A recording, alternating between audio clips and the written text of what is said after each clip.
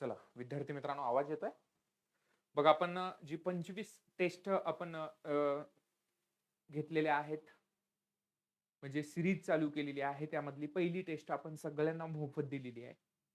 या पहिल्या टेस्टमध्ये तुम्हाला सांगायचं आहे, मी यामध्ये तुम्हाला विश्लेषण करतोय आणि त्याचं म्हणजे ॲन्सर्स पण तुम्हाला या ठिकाणी मी देतोय. तुम्ही अजून याच्यावरती जास्तीत जास्त लक्ष द्या. प्रश्न टॅकल कसं करायचे, प्रश्नाचं स्वरूप कसं आहे, 4 एक निगेटिव्ह मार्किंग आहे किंवा 0.25 एक प्रश्न कटल्यानंतर 0.25 मार्क आपले कमी होणार आहे. याच्याकडे आपल्याला लक्ष देणं खूप गरजेचं आहे. यासाठी ही जी बॅच आहे, ही जी काही तुम्हाला या ठिकाणी जी काही टेस्ट सिरीज आहे, ही टेस्ट सिरीज तुम्हाला या ठिकाणी माइलस्टोन ठरणार आहे. यामध्ये काही शंका नाही, काही डाउट्स नाहीये मित्रांनो. मित्रांनो, तुम्हाला सांगतो, यामध्ये हा जो काही प्रश्न आहे, हा प्रश्न याचं विश्लेषण आपण करत आहोत. यामध्ये बघा, पहिला प्रश्न असा होता आपल्या टेस्ट सिरीज मध्ये. प्रश्न असा आहे की हा जो प्रश्न आहे, हा प्रश्न करंट वरती अवलंबून आहे, म्हणजे चालू घडामोडीवरती अवलंबून आहे. आणि एमपीएससी असेच प्रश्न आपल्याला जास्तीत जास्त विचारते. आता बघा, पशुधन आरोग्य आणि रोग नियंत्रण ही एक योजना आहे. याच्यावरती प्रश्न आहे, म्हणजे पशुधन आरोग्य आणि रोग नियंत्रण या योजनेबद्दल खालील विधानांचा विचार करा, असा प्रश्न आहे. जर तुम्ही हा प्रश्न तुम्हाला पाहिजे असेल तर महाराष्ट्र शासन म्हणजे कृषी विभागीय आयुक्तालय आपलं, त्याची जर वेबसाईट ओपन केली तर तुम्हाला डायरेक्टली ह्या योजनेबद्दल तुमच्या या आपल्या वेबसाईटच्या फ्रंट पेज वरतीच तुम्हाला माहिती मिळते पूर्ण. आता यांनी काय सांगताय, केंद्रशासित प्रदेश म्हणजे जे आपल्याकडे भारतामध्ये 8 केंद्रशासित प्रदेश आहेत आणि 28 घटक राज्य आहेत. म्हणजे 8 केंद्रशासित प्रदेश आणि 28 घटक राज्यांसाठी ही पशुधन आरोग्य आणि रोग नियंत्रणचा योजनेबद्दल हे दिलेलं आहे. माननीय मोदी साहेबांनी या योजनेचं उद्घाटन केलं अलीकडच्या कालखंडामध्ये.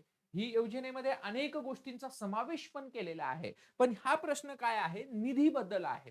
म्हणजे यांनी काय सांगताय की केंद्रशासित प्रदेशासाठी 10% निधी केंद्र सरकारकडून दिला जातो. लक्षात आलं? 100% निधी केंद्र सरकारकडून दिला जातो, 100% आहे. तर डोंगराळ आणि पूर्वोत्तर राज्यांसाठी, ज्या ठिकाणी डोंगराळ भाग आहे, ग्रामपंचायती सुद्धा शिथिल आहे या ठिकाणी लोकसंख्या, तर बाकीचं काय? पूर्वोत्तर राज्य म्हणजे काय? ईशान्येकडील 7 राज्य जे आहेत, 7 सिस्टर जे आहे, केंद्र आणि राज्याचा निधी काय असेल, 90 असा पॅटर्न असेल. आता म्हणजे फक्त राज्य सरकार किती देणार? जर 100 रुपये निधी येत असेल तर राज्य सरकार फक्त 10 रुपये देणार, 90 रुपये हा केंद्र सरकार देणार आहे याच्यासाठी. हे पण विधान बरोबर आहे. पशुरोग नियंत्रणासाठी राज्यांना आर्थिक मदत सर्वसाधारण राज्यामध्ये केंद्र आणि राज्य दरम्यान 60-40 आहे. जवळपास तुम्हाला एक गोष्ट सांगतो मित्रांनो, हा प्रश्न खूप महत्वाचा आहे. महाराष्ट्राच्या बाबतीत तुम्हाला जर असं विचारलं, पशुधन आरोग्य आणि रोग नियंत्रण या योजनेबद्दल महाराष्ट्र शासन किती निधी देतो किंवा केंद्र आणि महाराष्ट्र सरकारचा निधीचा रेशो किती आहे, तर यामध्ये केंद्राचा वाटा आहे 60% आणि राज्याचा वाटा आहे 40%. आणि यांनी असं सांगताय, सर्व मेंढ्या व शेळ्यांचे लसीकरण करून 2030 पर्यंत जी काही पीपीआर आहे, आपण पीपीआर प्लेग आपण असं म्हणू शकतो, शेळी मेंढीमध्ये होणारा, याला प्लेग असं किंवा पीपीआर सुद्धा तुम्ही म्हणू शकता, या रोगाचं उच्चाटन करणं ह्याचं मुख्य उद्दिष्ट आहे. मुख्य उद्दिष्ट काय आहे? 2030 पर्यंत पीपीआर रोगाचा उच्चाटन करणं हे उद्दिष्ट आहे. म्हणजे हे सर्व बरोबर आहे. यामध्ये हे या ठिकाणी म्हणजे वरील सर्व विधान या चालू घडामोडीच्या प्रश्नासाठी हे बरोबर आहे. म्हणून हा प्रश्न अत्यंत महत्वाचा, एमपीएससी मध्ये असेच प्रश्न पडतात. आता पुढचा प्रश्न बघा, तुम्हाला सांगतो, कृषी समकक्ष दर्जा.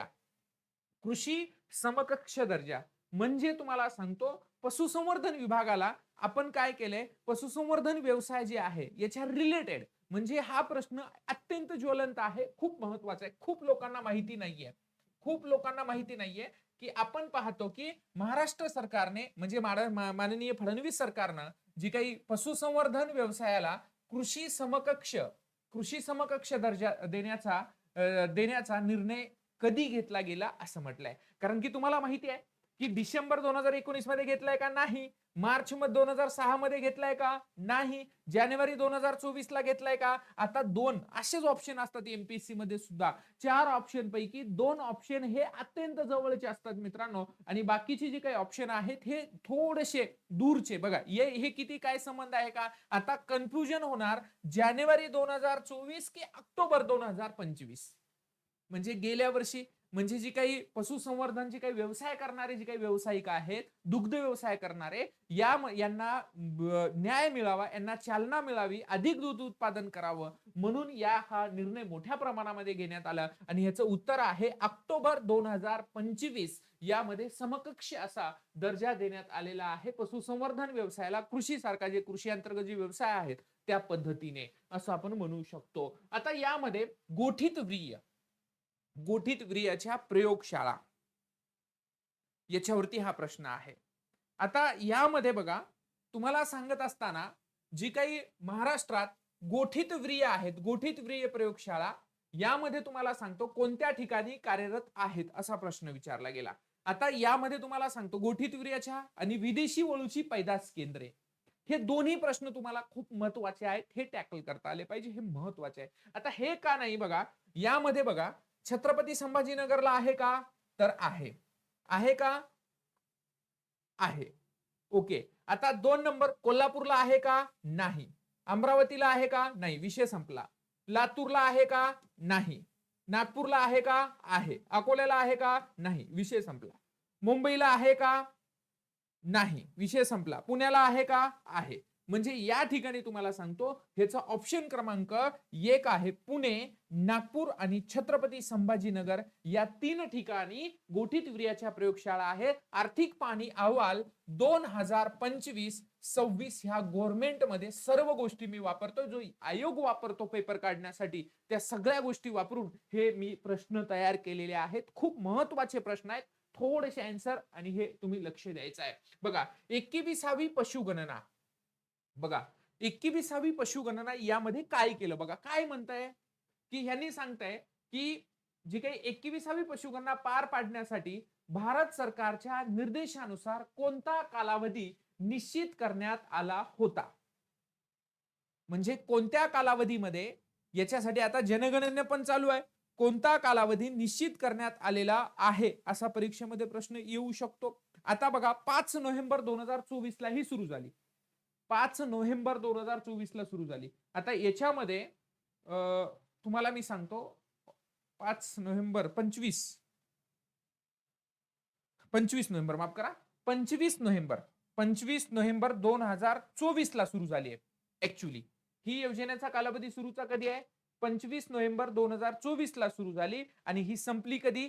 30 एप्रिल 2025 ला ही संपली. आता या ठिकाणी पशुगणना, जी काही पशुगणना आहे, पशुगणना ही दर 10 वर्षांनी केली जाते. किती वर्षांनी? 10 वर्षांनी केली जाते.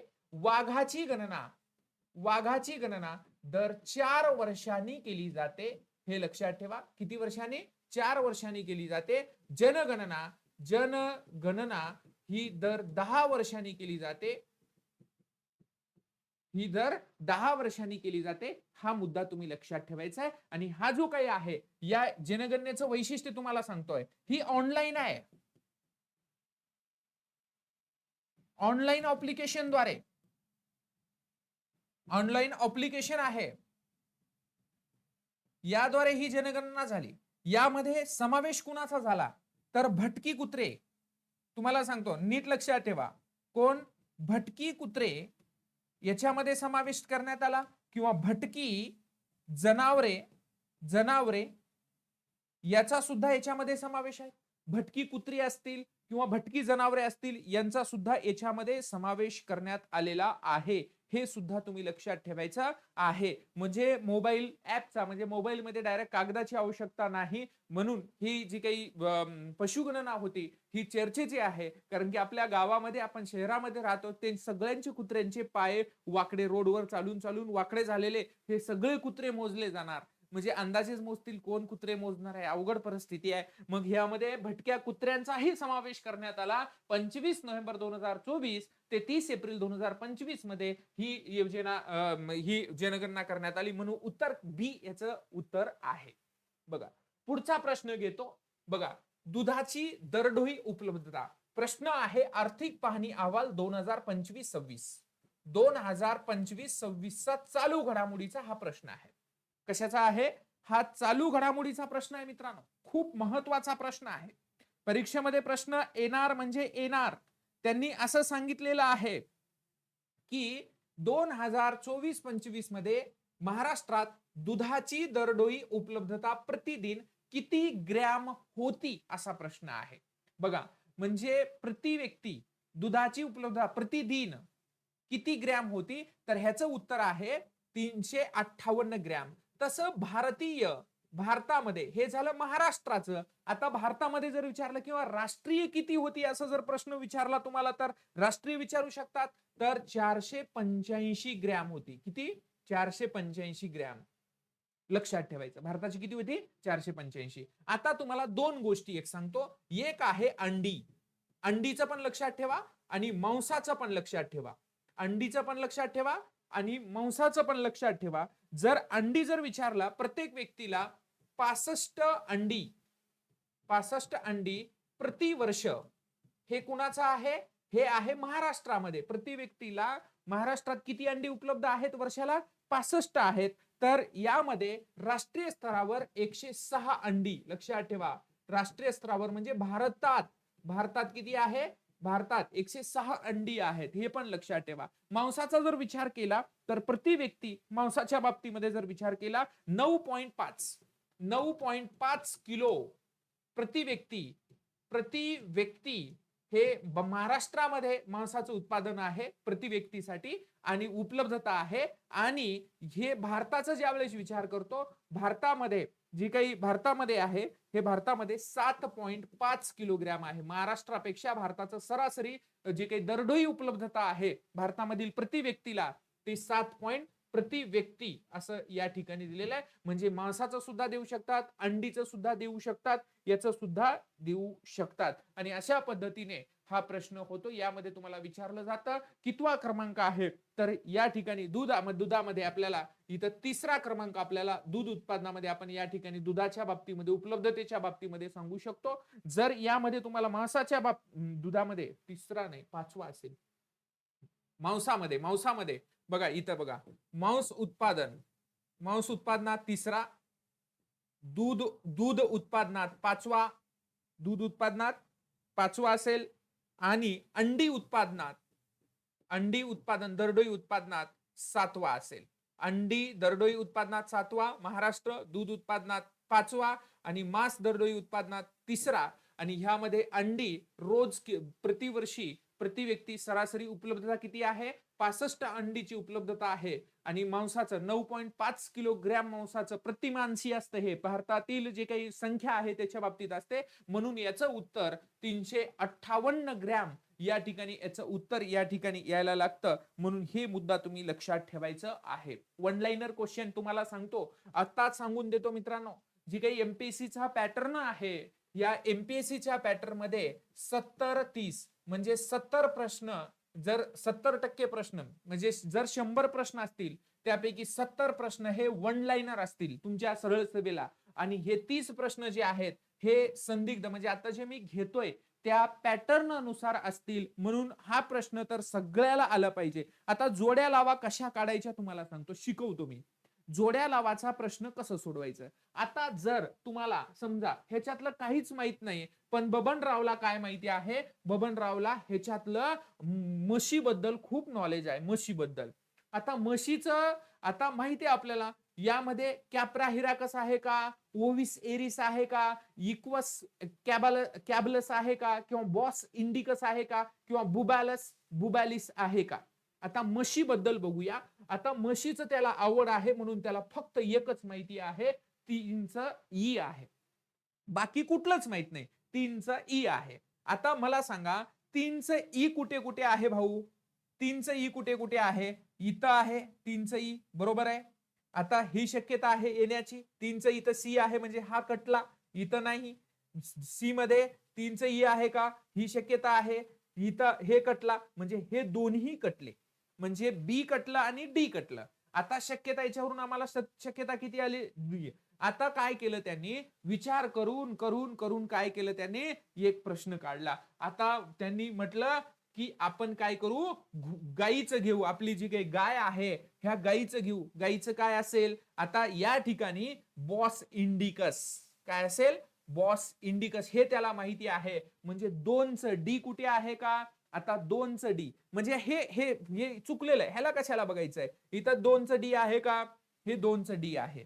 इथं आहे का? नाही आहे. म्हणजे 2चं इथं सी आहे म्हणजे हा पण चुकीचा आहे. आता काहीच विचार न करता डायरेक्ट बाकीचं कुठलंच तुम्हाला जरी माहित नसेल तरी डायरेक्ट काय करायचं? येला बरोबर करायचं. अशा पद्धतीने उत्तरं काढायची. जोड्या लावाची उत्तरं हे तुमच्याकडे 4-5 एकूण जास्त चान्स असतात आणि त्या चान्सद्वारे तुम्ही हे काढलं पाहिजे. म्हणून या ठिकाणी आपण जी काही पाहतो याच्यानुसार काय येतं? घोड्याचं काय आलं? या ठिकाणी इक्वस आलं. इक्वस कॅबलस हे बॉटॅनिकल हे शास्त्रीय नाव त्याचं आलं आणि याच्यानुसार 2चं डी आहे.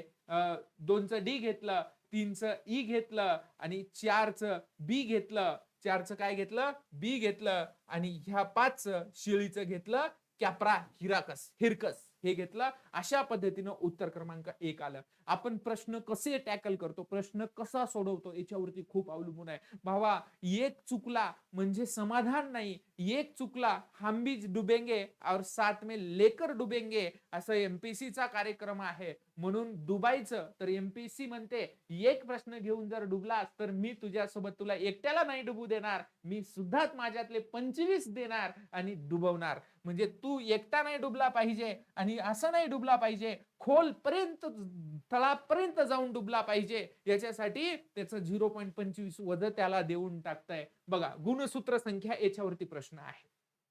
काय म्हणतंय बघा, गुणसूत्र खूप डेंजर चांगले प्रश्न आहेत. खूप खूप चांगले प्रश्न आहेत. समजून घ्या काय सांगतो ते. याच्यामध्ये ह्या टेस्ट सिरीज मध्ये फक्त तुम्हाला सांगतो, फक्त 699 मध्ये टेस्ट सिरीज तुम्हाला हे अशा पद्धतीनं कुणीही देणार नाही. मी तुम्हाला सांगतो काय म्हणतंय. आपल्याकडे म्हशी बघितल्या आपण. 2 प्रकारच्या म्हशी आपल्याला भेटल्या. एक तुम्हाला दलदलीची म्हणजे स्वॅम्प म्हैस भेटली आणि रिव्हर बफेलो म्हणजे नदीतली म्हैस भेटली. आता दलदलीची म्हैस आहे, 48 गुणसूत्र आहेत. बरोबर आहे. 48 गुणसूत्र संख्याविषयी आणि जे काही नदी पात्रातील आहे त्याच्यामध्ये 50 आहेत. हे अगदी बरोबर आहे. शेळी, गाय आणि याक तिन्ही प्राण्यांमध्ये 60 गुणसूत्र आहेत. अगदी करेक्ट आहे.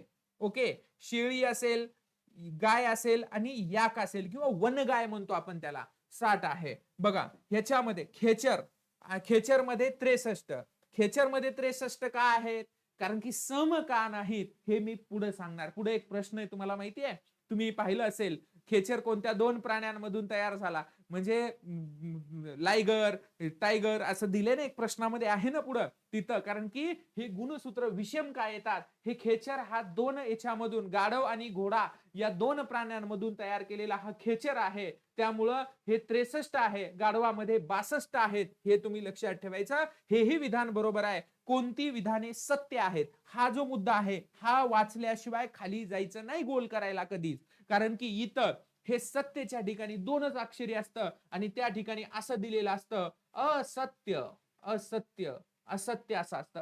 अ म्हणजे वाट लावते आणि तिथं असं बी दिलेलं असतं. हे असत्य असेल तर तिथं बिनचूक असं सुद्धा एक शब्द टाकलेला असतंय. खालीलपैकी कोणती विधाने बिनचूक आहेत?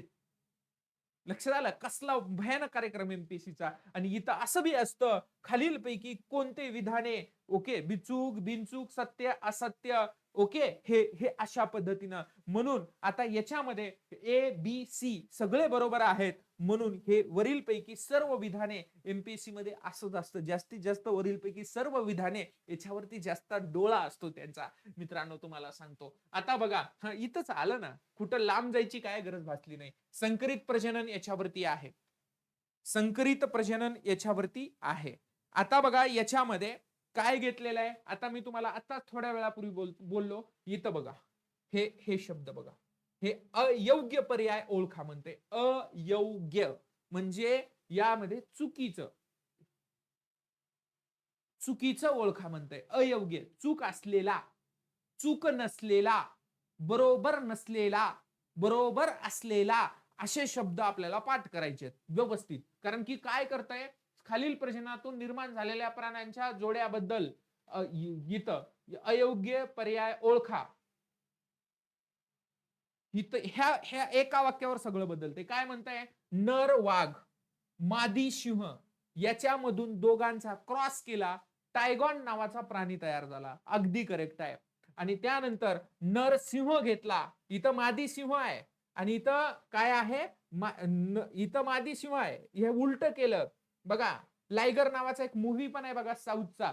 बघा यामध्ये नर सिंह आहे, मादी वाघ आहे. या दोघांमधून लायगर नावाचा प्राणी तयार झाला आणि शेळीचे भ्रूण बघा, शेळीचं भ्रूण घेतलं, मेंढीचं भ्रूण घेतलं, शेळी आणि मेंढी याच्यापासून क्रॉस केला. याला गीप म्हणतात. गीप काय म्हणतात त्याला, कायमेरा किंवा गीप या नावाने आपण त्याला ओळखतो. गीप.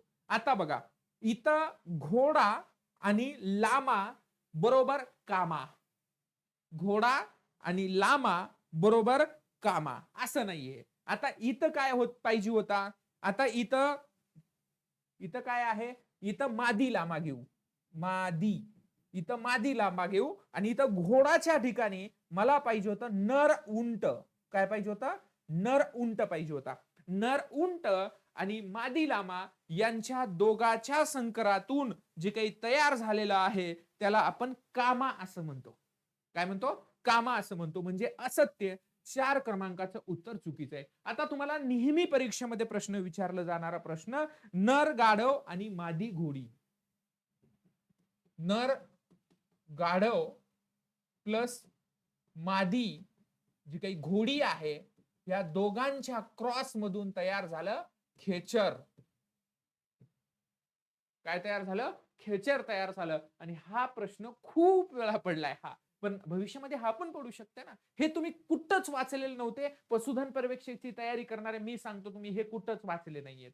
मला माहिती आहे तुमची धाव कुठपर्यंत आहे आणि काय आहे ते मला सगळं माहिती आहे. त्यामुळं तुम्हाला सांगतो ह्या गोष्टी आहेत, हे तुम्हाला महत्वाचे आहेत. बघा त्यानंतर कोंबड्यांचे आजार, याच्यावरती हा क्वेश्चन आहे. कोंबड्यांच्या आजारावरती काय म्हणताय, कोंबड्यामधील मॅरेक्स रोग, मॅरेक्स डिसीज बघा, त्याच्याबरोबर राणी पण आहे आणि त्याच्याबरोबर गुंबुरो पण आहे किंवा त्याला गंबुरो सुद्धा म्हणतात.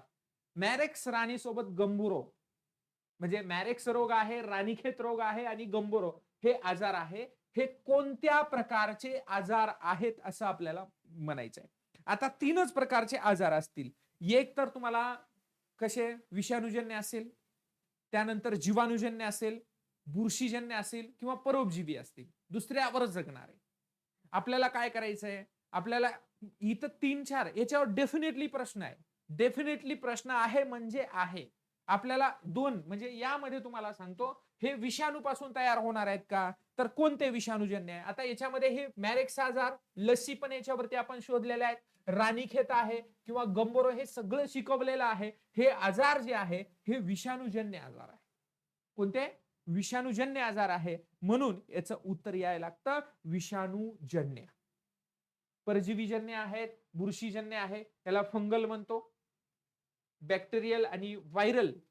ओके, त्याच्यामुळे 1 नंबरचं उत्तर द्या. बघा हा प्रश्न बघा, गोठ्यांमध्ये बेसिक प्रश्न आहे. बेसिक म्हणजे अत्यंत बेसिक क्वेश्चन आहे. ऑप्शन जरा थोडंसं फिरवून टाकले, समजून घ्या. कुठल्याही गोष्टीसाठी समजून घ्यायचंय. हा प्रश्न अतिशय डेंजर आहे, अतिशय डेंजर. इथं प्रश्न विचारलाय, मुक्त गोठा पद्धतीमध्ये एका प्रौढ गायीसाठी, एका प्रौढ गायी म्हणजे दूध देणारी गाय असं आपण तुम्हाला सांगूया, किती झाकलेली जागा, कव्हरेड एरिया आवश्यक असते. आता लॉजिक लावा, झाकलेली जागेपेक्षा मोकळी जागा ही दुप्पट पाहिजे असते.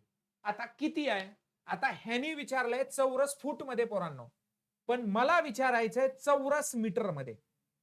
ह्यानी विचारलंय चौरस फूट मध्ये, पण मला विचारायचंय चौरस मीटर मध्ये. 1A B C आणि D क्लॉक वाईज विचारलंय. म्हणजे ऑप्शन मी ठेवले, त्यांनी नाही विचारले, तुम्हाला सांगण्यासाठी मी इथं ऑप्शन ठेवलेत. म्हणजे तुम्हाला हे सोपं जावं म्हणून या ठिकाणी तुम्हाला ठेवायचं आहे. ओके, आता बघा इथं चौरस मीटर याच्यावरती तुम्हाला प्रश्न विचारेल. मी जर विचारलं मुक्त गोटा पद्धतीमध्ये एका प्रौढ गायीसाठी किती चौरस मीटर झाकलेली जागा लागते असा प्रश्न विचारला. काय प्रश्न विचारला? किती चौरस मीटर झाकलेली जागा लागते असा मी प्रश्न तुम्हाला विचारला. आता समजून घेऊया काय आहे हे. फॉर्म्युले लक्षात ठेवायचे. म्हणजे काय माहितीये का, हे तुम्हाला जर विचारलं बाबा की या ठिकाणी 1 चौरस मीटर बरोबर किती चौरस फूट. आता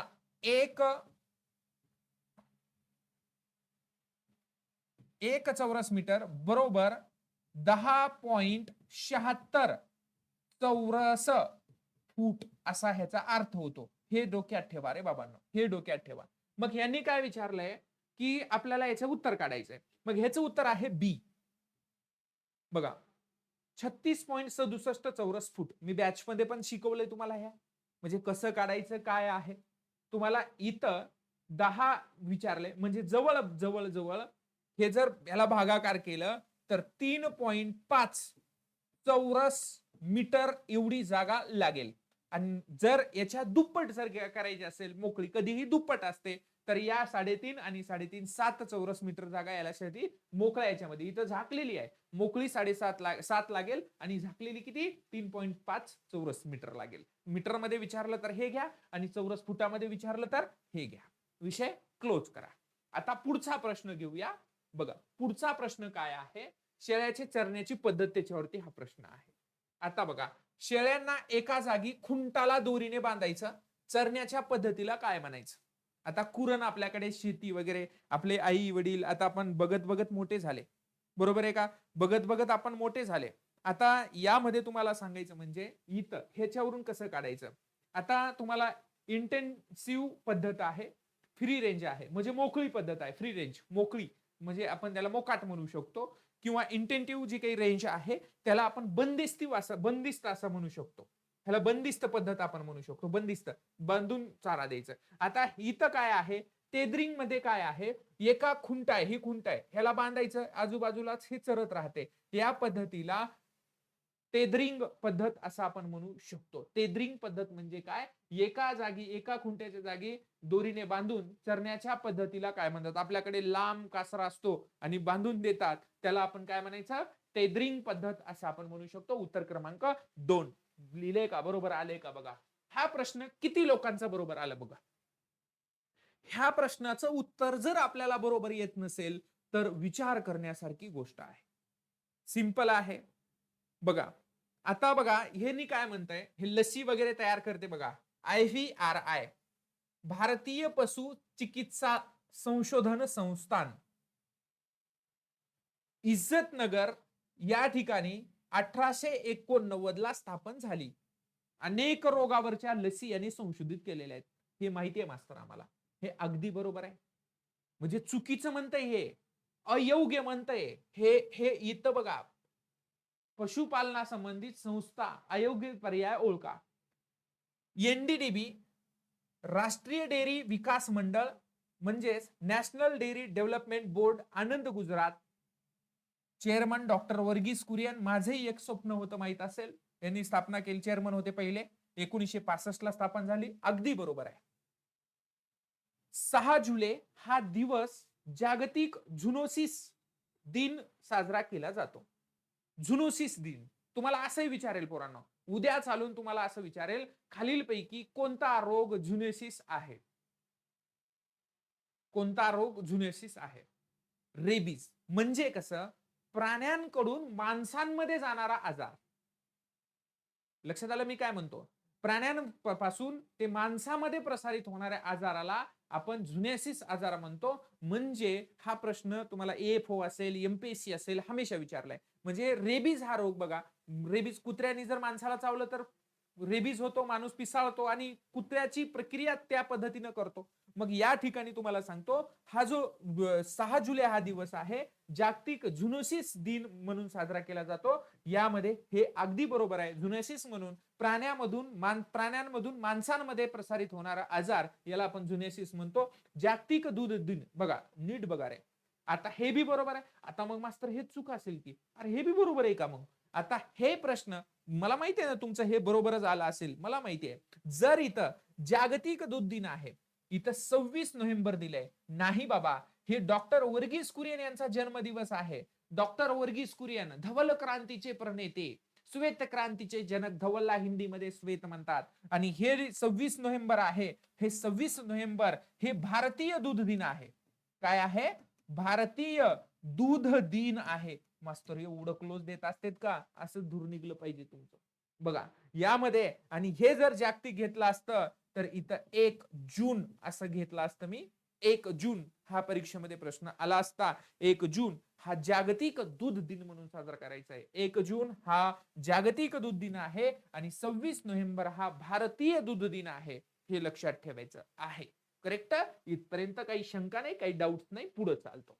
बघा त्यानंतर बघा गायीच्या पर्पज बद्दल आहे. खालीलपैकी कोणती गायीची जात दुहेरी उद्देशी आहे? हा असे प्रश्न तर आमचे हातातले. मित्रांनो, दोनच लक्षात ठेवायची. कधीच यामध्ये तुम्हाला एक गोष्ट सांगतो, दोनच गोष्टी लक्षात ठेवायच्या. कोणकोणत्या दोन गोष्टी?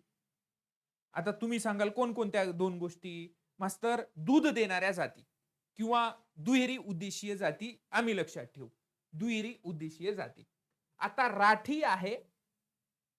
राठी सोबत तुम्ही काय घेणार? ओंगोल घेणार, काँग्रेस घेणार, हरियाणी घेणार. देवणी घेऊ, ओंगोल घेऊ, हरियाणी घेऊ,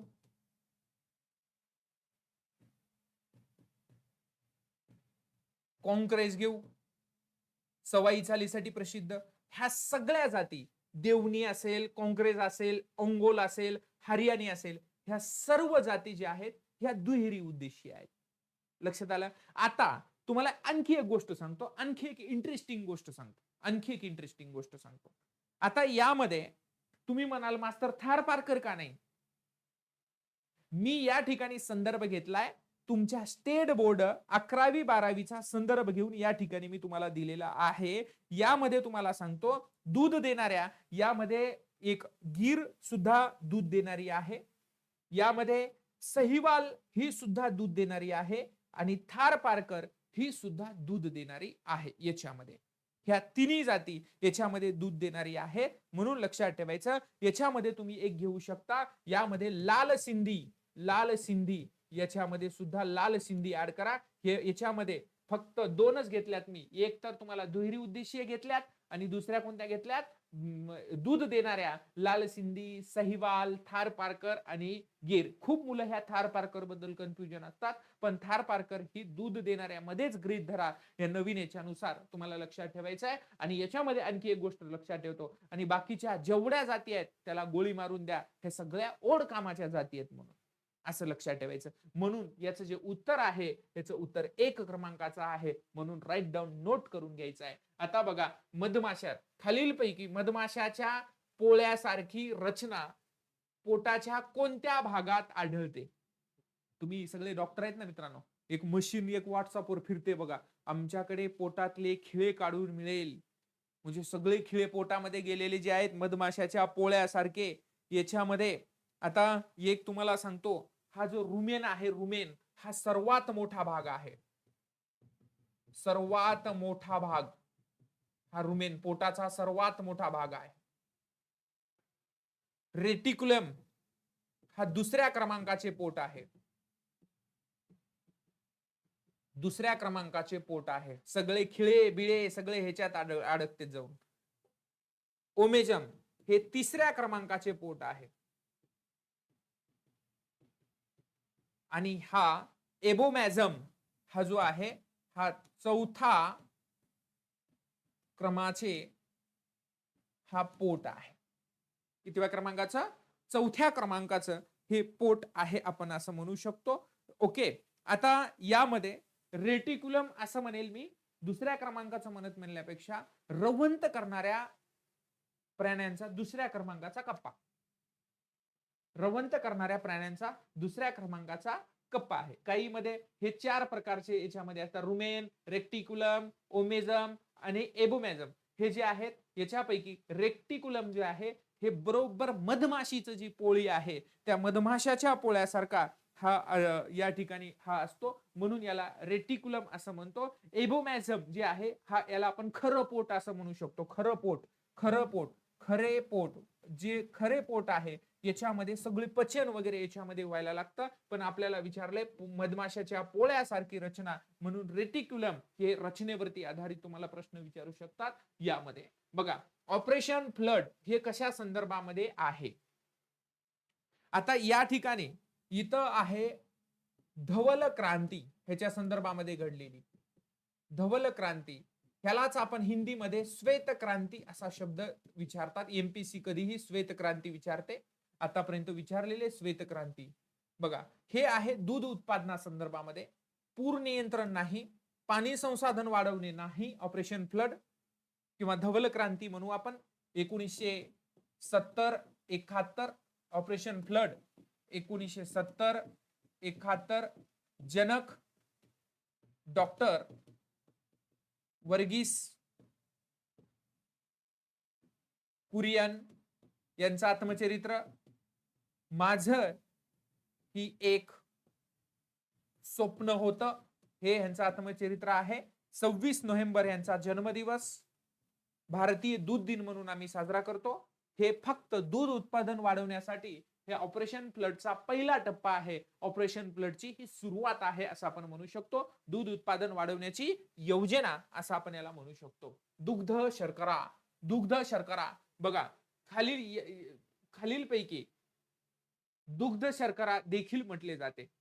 आता यामध्ये कॅटलेज, इमायलेज किंवा फ्रुक्टोज, फ्रुक्टोज म्हणजे फळातली साखर, फ्रुक्टोज म्हणजे फळातली साखर, मिल्क शुगर, याच्यातली मिल्क, दुधामध्ये आढळणाऱ्या साखरेला काय म्हणतात. प्रश्न असाच असेल, दुधामध्ये आढळणाऱ्या साखरेला काय म्हणतात. याला दुग्ध शर्करा किंवा मिल्क शुगर देखील म्हटले जाते. म्हणजे लॅक्टोज, ही जी लॅक्टोज आहे ह्याला दुधातली साखर म्हणतात. प्रत्येकामधली वेगवेगळी साखर आहे. प्रत्येकामध्ये प्रत्येक फळातली असेल, कडधान्यातली असेल, प्रत्येकामध्ये वेगवेगळं नाव आहे. या ठिकाणी फ्रुक्टोज म्हणजे ही फळातली आहे, हे तुम्ही लक्षात ठेवा. ह्याचं उत्तर आहे डी, 4 नंबरचं. किती लोकांनी केलेले बघा. त्यानंतर आहे गाईच्या दुधातील पिवळेपणा. गाईच्या दुधातील पिवळेपणा कशामुळे येत असतो. आपल्याला पाहता क्षणी दिसतं गाईच्या दुधाचा रंग हा पिवळा असतो. मित्रांनो, एकच गोष्ट लक्षात ठेवायचं, केशींमुळे हा पांढरा रंग येत असतो. इथं प्रश्न येईल म्हशीबद्दल, म्हशीच्या दुधाला पांढरा रंग का असतो, केशींबद्दल. इथं प्रश्न आहे कॅरोटीन, कॅरोटीन म्हणजे पिवळा रंग, कॅरोटीन म्हणजे पिवळा रंग. ह्याचं उत्तर हे बी आहे, कारण की पिवळा रंग याच्यामुळे येतो. त्यानंतर फॉस्फोलिपिडस, फॉस्फोलिपिडस, आणि त्यानंतर आहे स्निग्धांश, म्हणजे याला फॅट्स म्हणत असतो, म्हणजे दुधाचा घट्टपणा आपण म्हणू, याच्यामुळे येतो. हे कॅरोटीन मुळे हे पिवळा रंग या ठिकाणी यायला लागतो. कॅरोटीन हे महत्वाचं आहे, कारण की गाय हे अजीवनसत्वामध्ये रूपांतर करत नाही आणि म्हैस हे अजीवनसत्वामध्ये करते रूपांतर, म्हणून हे केसीन म्हशीच्या दुधाचा रंग हा पांढरा असतो. बघा, भारतातील सर्वोत्तम दुभती जात कोणती. हा, ह्याचं उत्तर मास्तर हे आम्ही परफेक्ट येते. हे असे जर प्रश्न आले ना मास्तर, आम्ही ह्याचं वाट लावून टाकू. बघा, हे सहीवाल याचं करेक्ट आन्सर आहे. लाल सिंधी हे दूध देणारी आहे पण नाहीये. थारपारकर दूध देणारी आहे पण नाहीये. इथं हरियाणी दुहेरी उद्देशीय आहे पण हे नाहीये. उत्तर क्रमांक 1 सहीवाल. भारतातील सर्वोत्तम दुभती गाय देशी मध्ये. इथं विदेशी असतं तर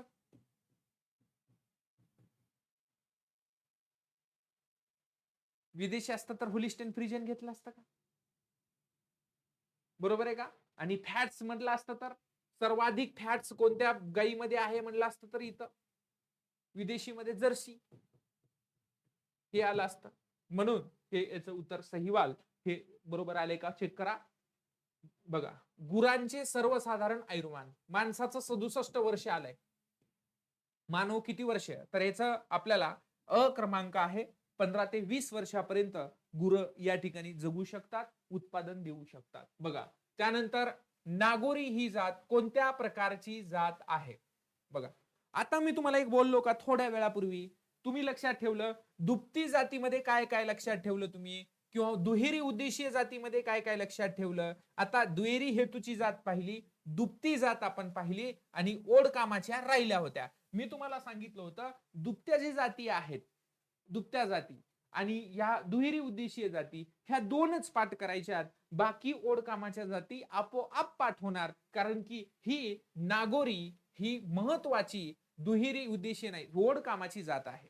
काय म्हणू आपण याला, महत्वाची ही ओढ कामाची जात आहे असं आपण म्हणू शकतो. करेक्ट. बघा, दुसरी गोष्ट हे झालं, हे दुभती याला आपण म्हणू ओढ कामाची जात आहे, म्हणून उत्तर क्रमांक क. त्यानंतर सतत माझावर असणाऱ्या गायीला काय म्हणतात, बुलर. त्याच्यामध्ये इस्ट्रोजनची निर्मिती होते. इस्ट्रोजन जे संप्रेरक आहे त्याची निर्मिती होत असते. त्यामुळं सातत्याने काही दिवसांनी गॅपनं सारखी गाय जी आहे ती माझावर येत असते, म्हणून त्याला आपण, याचं उत्तर आहे बुलरा किंवा बुलर असं आपण म्हणतो. इस्ट्रोजनची निर्मिती झाल्यामुळं सारखी माझावर येत राहते, म्हणून तिला बुलरा असं म्हणतो. आता फ्री मार्टिन का नाही, कारण की ज्या वेळेस गाय जन्म देते, दोन वासरांना जन्म दिले, एकामध्ये मेल आलं आणि दुसऱ्यामध्ये फिमेल आलं, जुळे, एक मेल आणि फिमेल, आणि त्यापैकी जर ही फिमेल काय म्हणू आपण, वांज असेल, काय असेल, वांज असेल, तर त्या फिमेलला आपण फ्री मार्टिन असं म्हणतो. काय म्हणू आपण त्याला, त्या फिमेलला फ्री मार्टिन असं आपण म्हणू शकतो. महत्वाचा आहे म्हणून उल्लेख या ठिकाणी करतोय मी, महत्वाचा आहे म्हणून उल्लेख करतोय. आता बघा, एखादी गाय असते ती माझ्यावरच येत नाही, त्याला म्हणतात एर्नेस्ट्रॉस.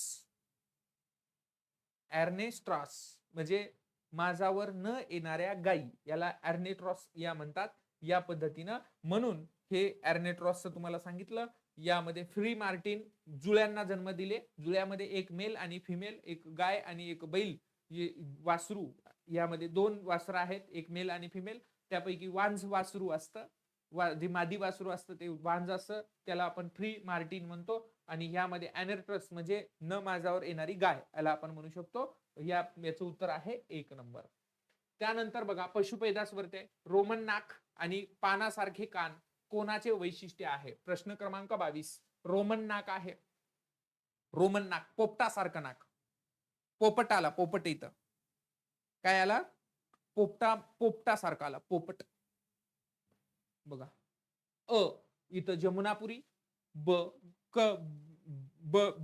बारबरी, आणि क बिटल, आणि ड मेहसाना. ओके, बी बारबारी, क बिटल, ड मेहसाना. जमुनापारी भारतातील सर्वाधिक दूध देणारी शेळी आहे, जमुनापारी, हे लक्षात ठेवायचं आहे. पायावर, मागच्या पायावर लांब केस असतात, ही ह्याचं खास वैशिष्ट्य आहे. आणि तिच्या बरोबर नाक ह्याचं रोमन असतं, पोपटासारखे तोंड, पोपटा सारखे तोंड, हे ह्याचं खास वैशिष्ट्य आहे. आणि पानासारखे कान, एकदम लांब लांब कान असतात, हे जमुनापुरीचं वैशिष्ट्य आपण म्हणू शकतो. लक्षात आलं. आता म्हैसाणा ही तर काय बघा, ह्याच्यात आहे का शेळीची जात, एक तुम्हाला मजा येईल पेपर सोडवत असताना, असं टाईट वातावरण होईल असं मला वाटतंय. त्यामुळे असे काही तुम्हाला हे ऑप्शन पण असे देत असतो, एक जातच नसलेलं डायरेक्ट म्हशीमध्येच जातो आपण. लक्षात आलं. त्यामुळं हे लक्षात ठेवायचं. बघा, खालील कोणता प्राणी स्पॉन्टेनियस व्हेव्युलेटर आहे, स्पॉन्टेनियस व्हेव्युलेटर आहे. आता हे काय मास्तर,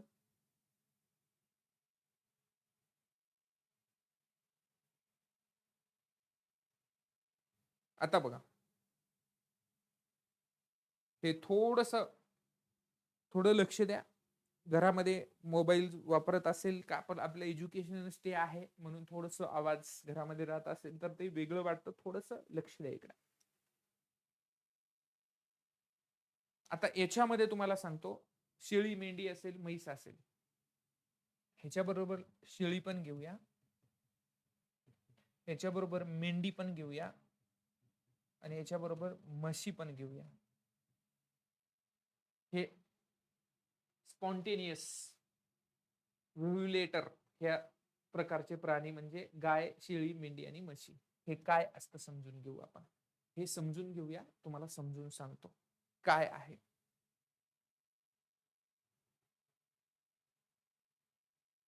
याच्यामध्ये काय होतं, ज्यावेळी इथं बाहेर येतं बिजांड आपण म्हणूया, मीटिंग होण्याच्या अगोदर ह्याच बीजांड बाहेर येतं. गर्भ वेगळा बरं का, मीटिंग झाल्यानंतर गर्भ तयार होणार आहे. संबंध मेल आणि फिमेलचा संबंध येण्याच्या अगोदर याच्यामध्ये आपण म्हणू शकतो बीजांड बाहेर येतं. त्याला आपण गाय, शेळी, मेंढी आणि म्हशी म्हणतो. आणि याच्यामध्ये सस्यामध्ये, उंटामध्ये आणि या मांजरामध्ये याच्यामध्ये संबंध झाल्याशिवाय बीजांड बाहेर येत नाही, लक्षात ठेवायचं. म्हणजे ह्या बीजांड बाहेर येण्यासाठी त्यांचा संबंध होणे आणि की मीटिंग होणे खूप महत्वाचं आहे. आणि याच्यामध्ये गायीमध्ये, शेळीमध्ये, मेंढीमध्ये, म्हशीमध्ये हे ऑलरेडी नॅचरल रित्या हे बीजांड बाहेर येत असतात. म्हणून स्पॉन्टेनियस ओव्ह्युलेटर हे प्राणी जे आहेत याच्यामध्ये हे प्राणी इथं यायला लागतात.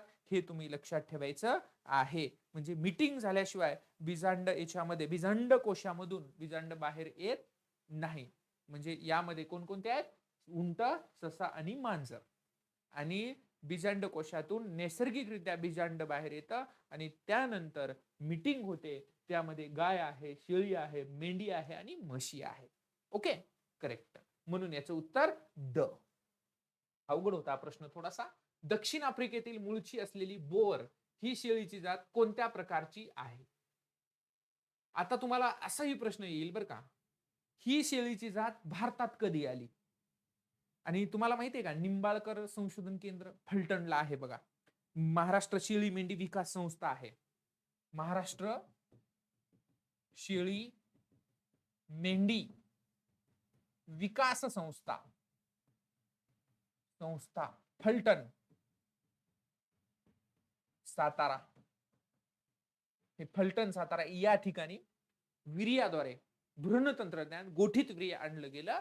आणि सर्वप्रथम ही जी आहे ही कुठून आणली, दक्षिण आफ्रिकेतून 1993 मध्ये ही शेळी आणली.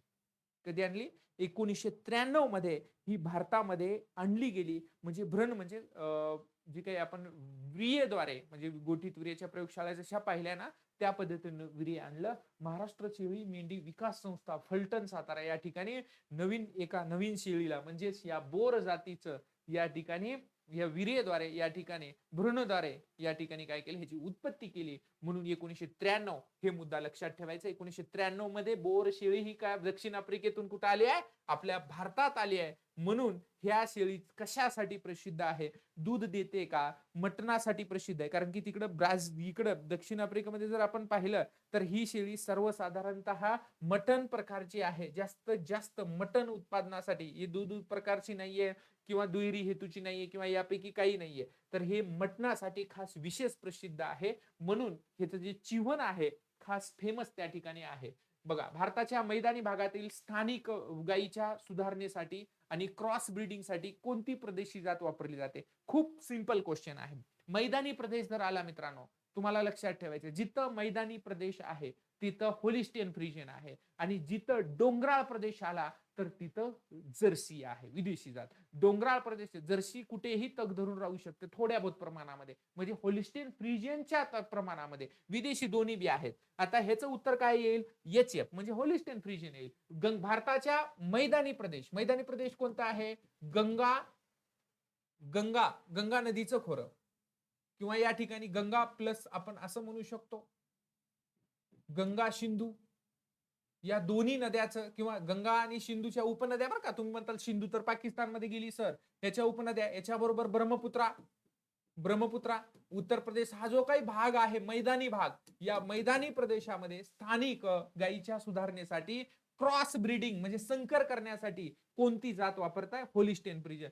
जर इथं उत्तर भारताचा मैदानी प्रदेश नसता आणि या ठिकाणी जर डोंगराळ प्रदेश, असाच प्रश्न पुढे पण आहे. भारताच्या डोंगराळ आणि किनारी भागातील स्थानिक गायीच्या सुधारणेसाठी कोणती प्रदेशी ती जात वापरली जाते? ह्याचं उत्तर आहे जर्सी. IMP Jersey. काय आहे? जर्सी. हे महत्वाची जात आपण याला म्हणू शकतो. सेकंड पुढे घेतो बघा. म्हैस संवर्धनामध्ये म्हशीवरचा हा प्रश्न आहे. स्थानिक म्हशीच्या सुधारणेसाठी अपग्रेडिंगसाठी कोणती जात वापरली गेली? आता स्थानिक म्हशीच्या आपल्याला करायचं आहे. आता लॉजिक लावा ना. मुर्रा काय करते? ही मुर्रा दूध देते आणि सुरती काय देते? ही फॅट्स देते. फॅटसाठी आहे ओळख आहे. म्हणजे आता आपल्याला स्थानिक अपग्रेड करायचं आहे. मग यामध्ये दुधासाठी आणि फॅटसाठी म्हणजे स्निग्धांशासाठी फेमस असणारी आम्हाला अ आणि ब दोन्ही निवडावं लागेल. म्हणून उत्तर क्रमांक क दोन्हीही याचं उत्तर यायला लागेल. दोन्हीही याचं उत्तर या ठिकाणी यायला लागेल. हे मुद्दा लक्षात ठेवायचं आहे. आता बघा यामध्ये पुढचा प्रश्न बघा. थोडस प्रजनन धोरणाबद्दल आहे. भारतात म्हशीच्या सुधारणेसाठी कोणते प्रजनन धोरण स्वीकारले जाते? आपल्या तुम्हाला सांगा, इथं जर भारतात म्हशीच्या बाबतीच्या ठिकाणी जर गाय असता तर विचार करा, सगळं बदललं असतं. गायीसाठी इथं डायरेक्ट काय आलं असतं? इथं क्रॉस ब्रीडिंग आलं असतं. पण इथं म्हशीसाठी क्रॉस ब्रीडिंग हे धोरण आखलं जात नाही. लक्षात ठेवा. हे आखलं जात नाही म्हटल्यानंतर ही ग्रीडिंग अप आहे का? Yes, correct. नवीन म्हणजे निवडक प्रजनन किंवा ग्रेडिंग अप स्थानिक जातीमधून या ठिकाणी नवीन स्थानिक जातीपासून या ठिकाणी नवीन यामध्ये आपण याची निर्मिती करतो. या पद्धतीने हे ग्रीडिंग अप या ठिकाणी केलं जातं. म्हणून दोन्हीसाठी अ आणि ब म्हणजे अ आणि ब दोन्हीही बरोबर आहेत. हे मुद्दे लक्षात ठेवायचे. करेक्ट? येस. पुढचा महत्वाचा मुद्दा बघा. 29 गाई आणि म्हशीमध्ये लॅक्टेशन टॅटनी मॅग्नेशियमच्या अभावामुळे होते, तर घोड्यांमध्ये ती कशाच्या अभावामुळे होते? बघा, घोड्यामध्ये कशामुळे होते? आता काय होतं माहितीये का? ज्यावेळेस घोडी विते त्यावेळेस तिच्या शरीरामध्ये काय होतं? कशाची कमतरता भासते? कॅल्शियमची कमतरता भासते आणि तिचे शरीर एकदम कडक बनायला लागतं. म्हणून हे याचं उत्तर आहे कॅल्शियम. ज्यावेळेस इथं बघा लॅक्टेशन टॅटनी म्हणजे यामध्ये गाई आणि म्हशीमध्ये लॅक्टेशन टॅटनी हे मॅग्नेशियमच्या कमतरतेमुळे आहे. आणि तर घोड्यांमध्ये म्हणजे विशेषतः घोडींमध्ये विते त्यावेळेस होतं हे ती कशाच्या अभावामुळे होते? तर हे कॅल्शियमच्या अभावामुळे होते. कॅल्शियम हे ह्याचं कारणीभूत घटक आहे असं आपण म्हणू शकतो.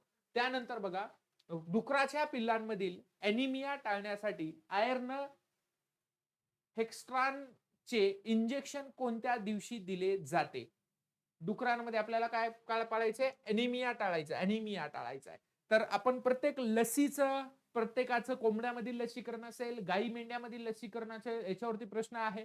मग याच्यासाठी आपल्याला काय करायचं आहे की याच्यामध्ये 4थ्या आणि 14व्या दिवशी आपल्याला लसीकरण करायचं आहे. हे लॅक्टेशन आयर्न टेक्स्ट्रानचे इंजेक्शन आपल्याला द्यायचं आहे 4थ्या दिवशी आणि 14व्या दिवशी. 31 नंबरचा क्वेश्चन बघा. सशाच्या पिल्लांमध्ये कॅक्रोट्रॉकी स्वतःची विष्ठा खाणे.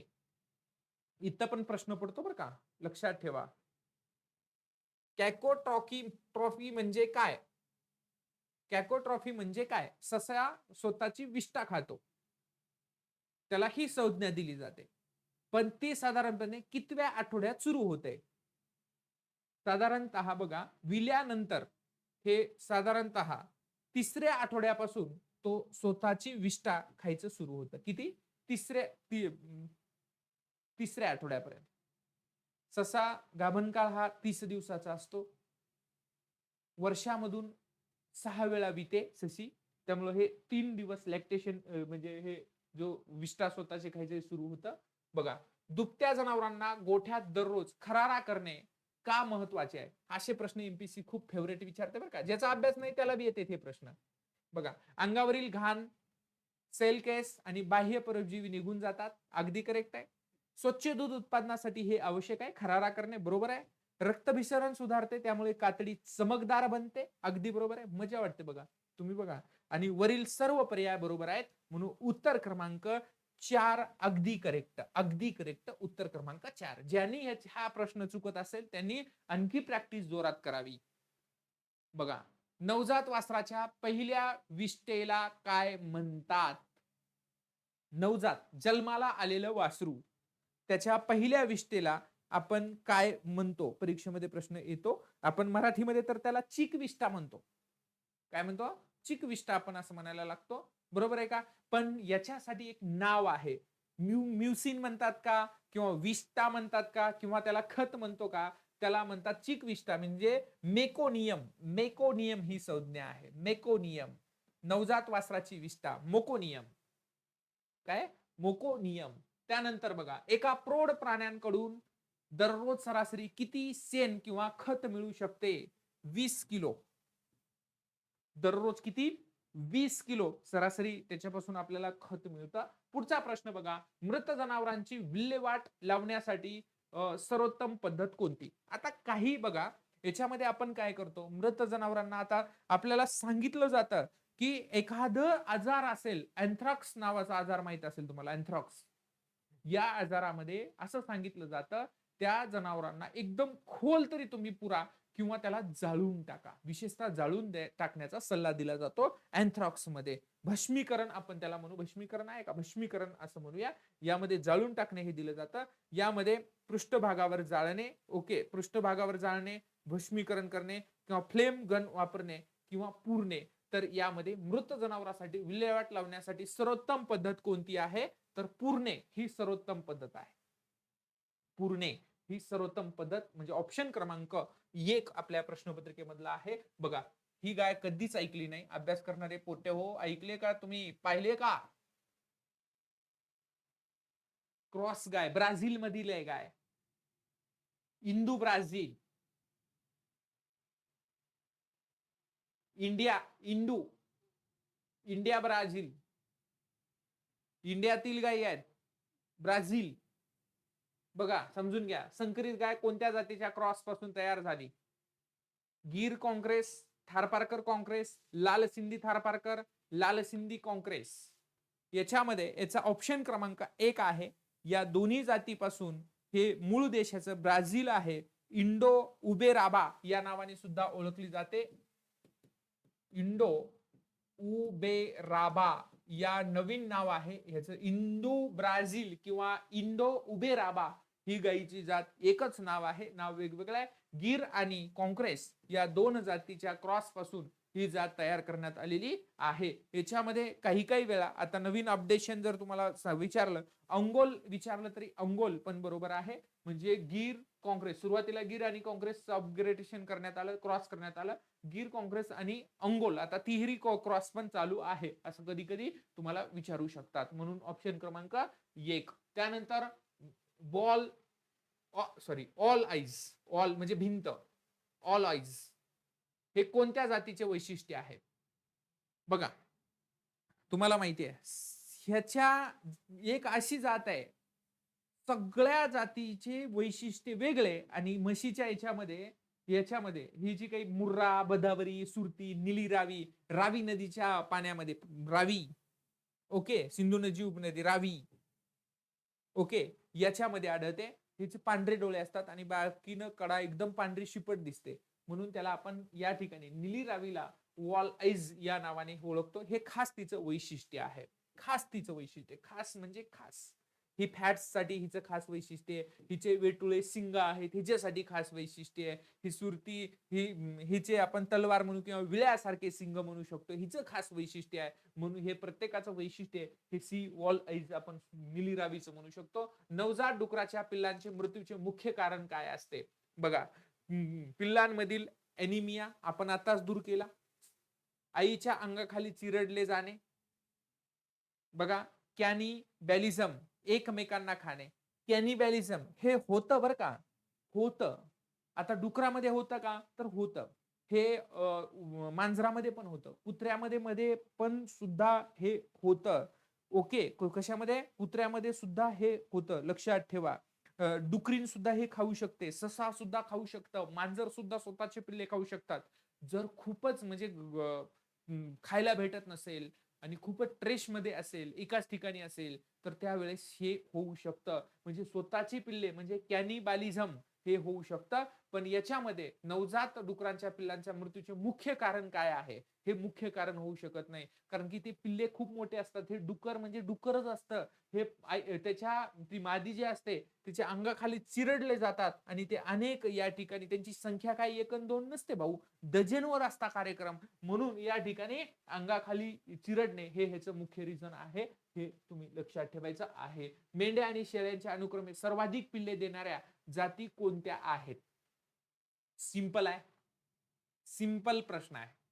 मी तुम्हाला Chokla, black Bengal, Garol, black Bengal, Malpura, Changthangi, ABCD म्हणजे गरोल ही मेंढी वेस्ट बंगालमध्ये आढळणारी, याच्यामध्ये असणारं जे विशिष्ट जनुक आहे त्या जनुकांमुळे मेंढी असून 2 किंवा 3 पिल्लांना जन्म देते.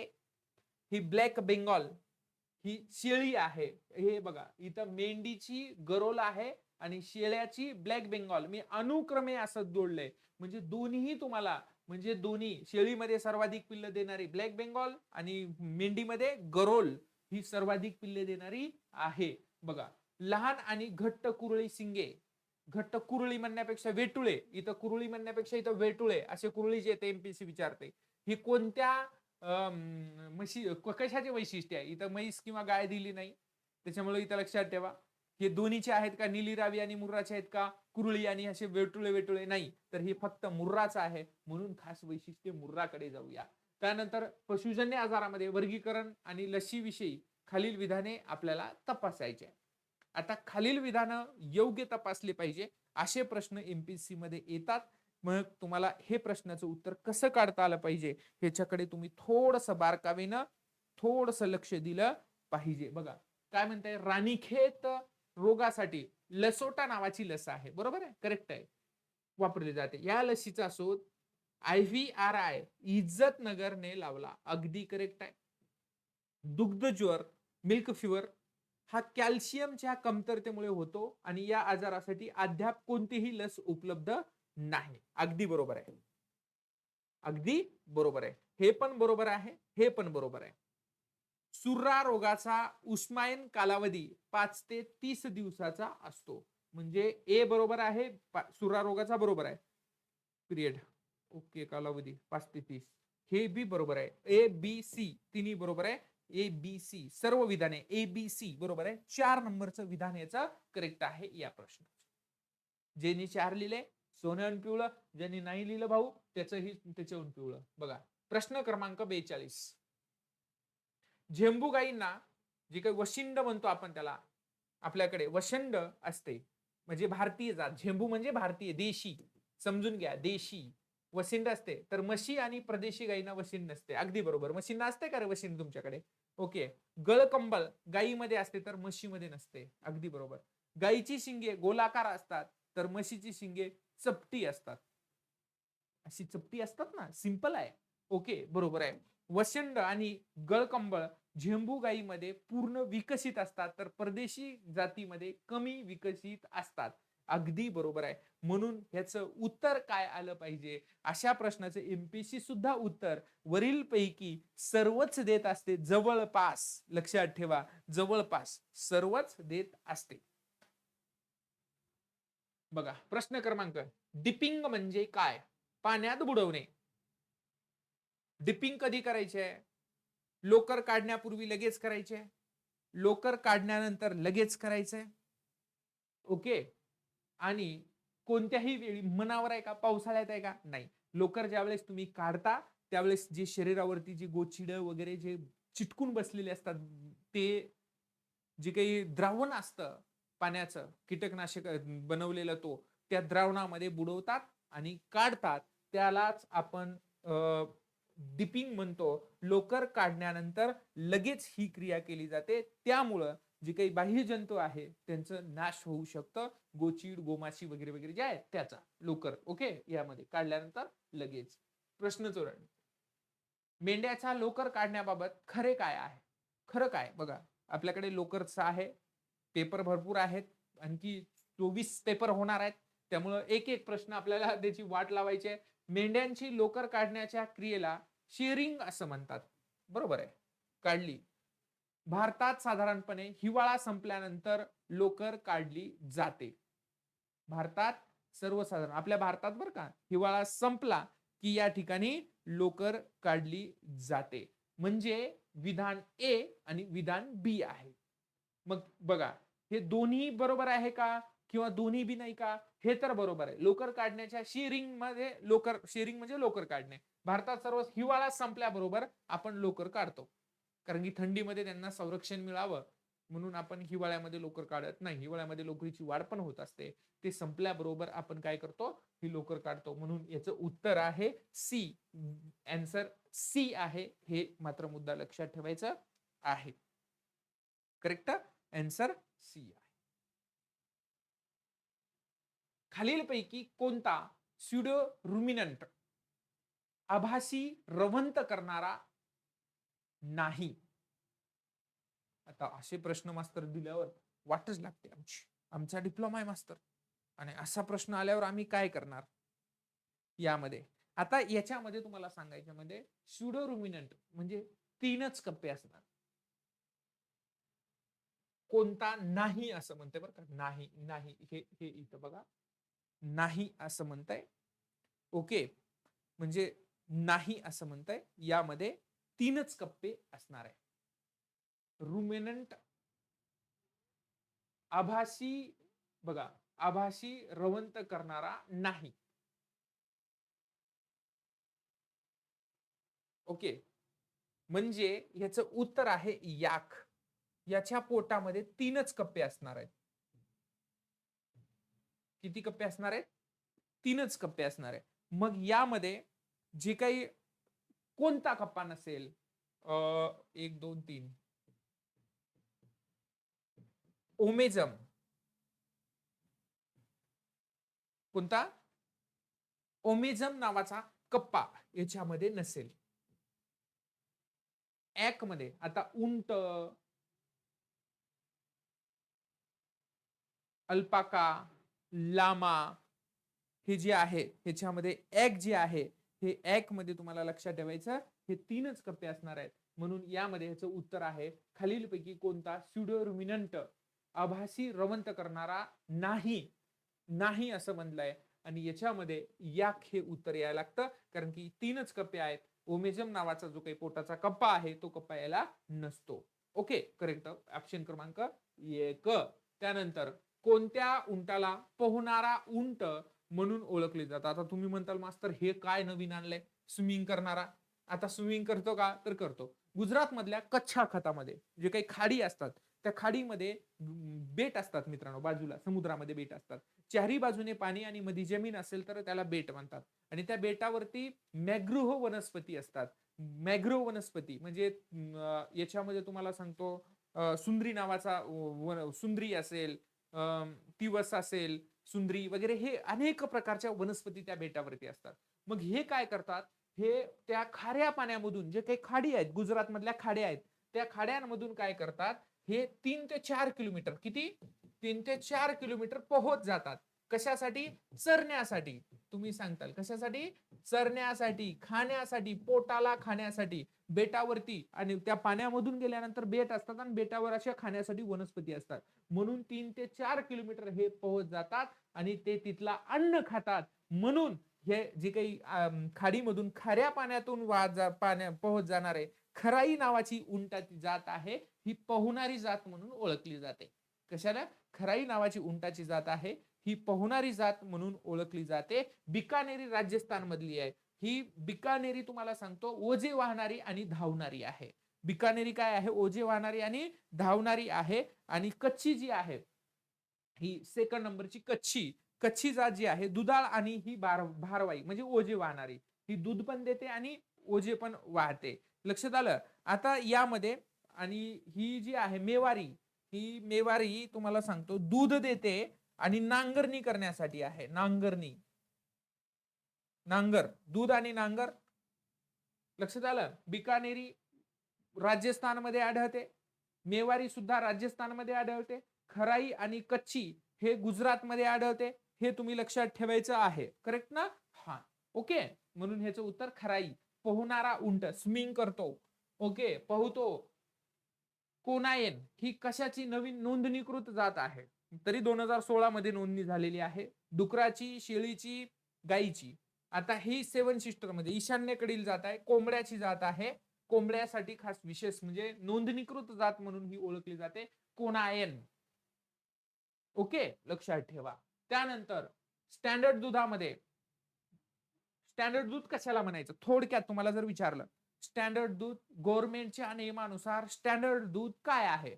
ज्या दुधामध्ये 4.5% फॅट्स असते आणि 8.5% SNF असते, त्या दुधाला आपण स्टँडर्ड दूध असं म्हणतो. आणि हे दुधावरचे प्रश्न माननीय तुकाराम मुंडे साहेबांनी खूप गाजवलेला आहे. म्हणून तुम्हाला सांगतो, मुंडे साहेबांच्या कारकिर्दीमुळे या दुधावरती प्रश्न डेंजर येणार. म्हणून तुम्हाला सांगतो, स्टँडर्ड दूध काय आहे? 4.5% फॅट्स आहे आणि 8.5% त्याला SNF आहे. 4.5 आणि दुप्पटच त्याला SNF असतं. त्याला आपण काय म्हणतो? स्टँडर्ड असं आपण म्हणायला लागतो. त्यानंतर दूध आहे, याच्यामध्ये बघा एक पाश्चरायझेशन. पाश्चरायझेशन म्हणजेच यामध्ये हानिकारक बॅक्टेरिया नष्ट करणे. यामध्ये दोन प्रकार मुख्य आपण मानूया, HTST किंवा LT असं आपण म्हणूया. हाय temperature short time, high temperature short time किंवा हाय टेम्परेचर जास्त तापमान कमी वेळ, जास्त तापमान कमी वेळ ही पद्धत आहे मराठीमध्ये. आणि ही लॉंग टेम्परेचर म्हणजे जास्त लॉंग टाइम, LT इथं लॉंग टाइम आहे आणि लॉंग टेम्परेचर आहे.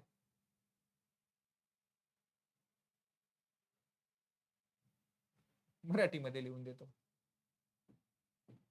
कमी तापमान जास्त वेळ ही एक पाश्चरायझेशन आहे.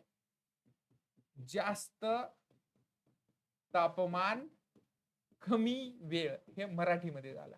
ओके, आता आपल्याला दोन पद्धती आहेत. एक आहे HTST आणि दुसरी आहे LT. ह्या दोन पद्धती आहेत.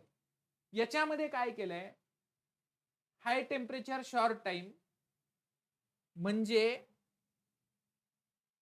इथं हाय टेम्परेचर, इथं लो टेम्परेचर लॉंग टाइम असं आहे. माफ करा, low temperature long time, low temperature long time, high temperature short time. Pasteurization Louis Pasteur यांनी शोधलेली पद्धत आहे. आता समजून घेऊ. तुम्हाला एक सांगतो, आता जर तुम्हाला विचारलं 161 अंश फॅरनहीट मध्ये जर विचारलं तर हे लक्षात ठेवायचं. 72 अंश सेल्सिअसला 15 सेकंद तुम्हाला याच्यामध्ये HTST मध्ये पाश्चरायझेशन करायचंय. प्रोटोकॉल वेळ आहे. किंवा 72 अंश सेल्सिअस नाही आलं तर 161 अंश फॅरनहीट ला 15 सेकंद आणि डायरेक्ट याच्यावरती टेम्परेचरला तापवायचं आणि 5 सेकंदावर आणून थंड करायचं. 5 अंश सेल्सिअस वर आणून डायरेक्ट ह्याला काय करायचं? थंड करायचं. मग त्याच्यानंतर बघा आपण काय करतो, 63 अंश सेल्सिअस याच्यामध्ये किती आहे? 63 अंश सेल्सिअस टेम्परेचर आहे. आता 63 अंश सेल्सिअस टेम्परेचर आहे, याला आपल्याला काय करायचंय? 30 मिनिटाचं काम आहे. ह्याचं 30 मिनिटाचं आहे. 63 अंश सेल्सिअस वर 30 मिनिटाचं आहे. आता 63 अंश सेल्सिअस म्हणजे त्याला आपल्याला अंश फॅरनहीट मध्ये करायचंय. 145 अंश फॅरनहीट असेल. हे दोन्ही पैकी एक एकक बदलला की टेम्परेचरचं बदलतं. याच्यासाठी सुद्धा 30 मिनिटच आहे. हे 30 मिनिटाचं तुम्हाला करायचं. अल्ट्राचं जर असेल, अल्ट्रा पण आहे पाश्चरायझेशनची, त्यामध्ये खूप रिअर टेम्परेचर असतं. म्हणून इथं काय विचारलेलं आहे? हाय टेम्परेचर आहे. इथं लो टेम्परेचर आहे. लो टेम्परेचर इथं लो टेम्परेचर आहे आणि इथं काय आहे? लॉंग टाइम आहे. लॉंग टाइम म्हणजे कमी तापमान जास्त वेळ आहे, जास्त तापमान कमी वेळ आहे. म्हणून 145 अंश फॅरनहीटला किंवा 63 अंश सेल्सिअसला 30 मिनिटं, कमी तापमान जास्त वेळ, जास्त तापमान कमी वेळ असे गुण आहेत. हे IMP 1000% तुम्हाला सांगतो. इथं प्रश्न येतोय, IMP करा. कसं लक्षात ठेवायचं ते तुम्ही लक्षात ठेवू शकता. इथं 63 अंश सेल्सिअसला इथं 30 मिनिटे पण ऑप्शन दिले आणि देणारच ते 100% देणार. हे फॅरनहीट मध्ये तुम्ही मोजू शकता. हे कशाचं आहे? LT LTचा आहे. LT हे ऑप्शन आहे. ह्यांचं काही घेणं देणं नाहीये. चलो, बाकी दोन्ही करेक्ट करून घ्या. उत्तर क्रमांक 1 ह्याचं उत्तर आहे या प्रश्नाचं. दुधामध्ये सर्वात जास्त भेसळ कशाची असते? सामान्य मी तुम्हाला खरं सांगतो. मी लहानपणी म्हणजे माझा जन्म काय अमेरिका, लंडन, जपानमध्ये झालेला नाहीये. आमचे वडील अ, आमचं गाव आणि तुम्हाला माहित असेल एक 5 किलोमीटर दूर आम्हाला जावं लागायचं मुख्य सिटीला, खेड्यामधून तेलगाव म्हणून. मग सायकल होती. आमचे वडील पायी पायी जायचे. मग वडिलांनी सायकल घेऊन दिली. मग मी सकाळी दूध विकायला जायचो. मग त्यावेळेस घरून पण पाणी टाकायचे. घरच्यांना सांगायचं कमी पाणी टाका. आणि मी काय करायचो रस्त्याला जाऊन अजून 10 रुपये लिटर होतं त्यावेळेस. किती रुपये? 10 रुपये लिटर दूध होतं. तुम्हाला सांगतो 10 रुपये लिटर. तर ते एक पितळाची तांब्या असायचा पितळाचा आणि ते अर्धा लिटरचा माप असायचा. त्याच्यामध्ये बरोबर आणखी अर्धा लिटर टाकून द्यायचं. म्हणजे कॉमन आणि ते 5 रुपये भेटायचे आणि त्या 5 रुपयाची मजा करायची. मग ते आठवलं म्हणून सांगितलं. आणि सर्वात कॉमन भेसळ आता हे युरिया कुठं भेटणार मला? 46% नत्र असतं पोरांनो याच्यामध्ये युरिया. तुम्हाला डिटर्जंट पावडर हे विकत घ्यावं लागेल ना हे सगळं मला. आणि पाणी फुकट कुठलं बी टाकायचं, चांगलं फक्त पाणी टाकायचं. म्हणून ही भेसळ अत्यंत चांगली आहे आणि ही भेसळ आपल्याला ओळखायची आहे. पुढे जाऊन पुढे एक प्रश्न आहे, तुम्हाला लगेच कळेल यामध्ये काय प्रश्न आहे ते. त्यामुळं अजिबात त्याची काळजी तुम्ही करू नका.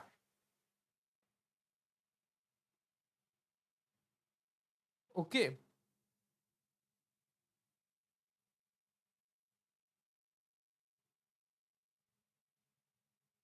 ओके, दूध रोखून धरण्यासाठी कोणता संप्रेरक जबाबदार आहे? रोखून धरण्यासाठी. आता ऑक्सिटोक्सिन मुळे दूध निघतं. हे ऑक्सिटोक्सिन मुळे काय होतं? दूध निघतं पोरांनो. एक लक्षात ठेवायचं. ऑक्सिटोक्सिन मुळे दूध निघतं.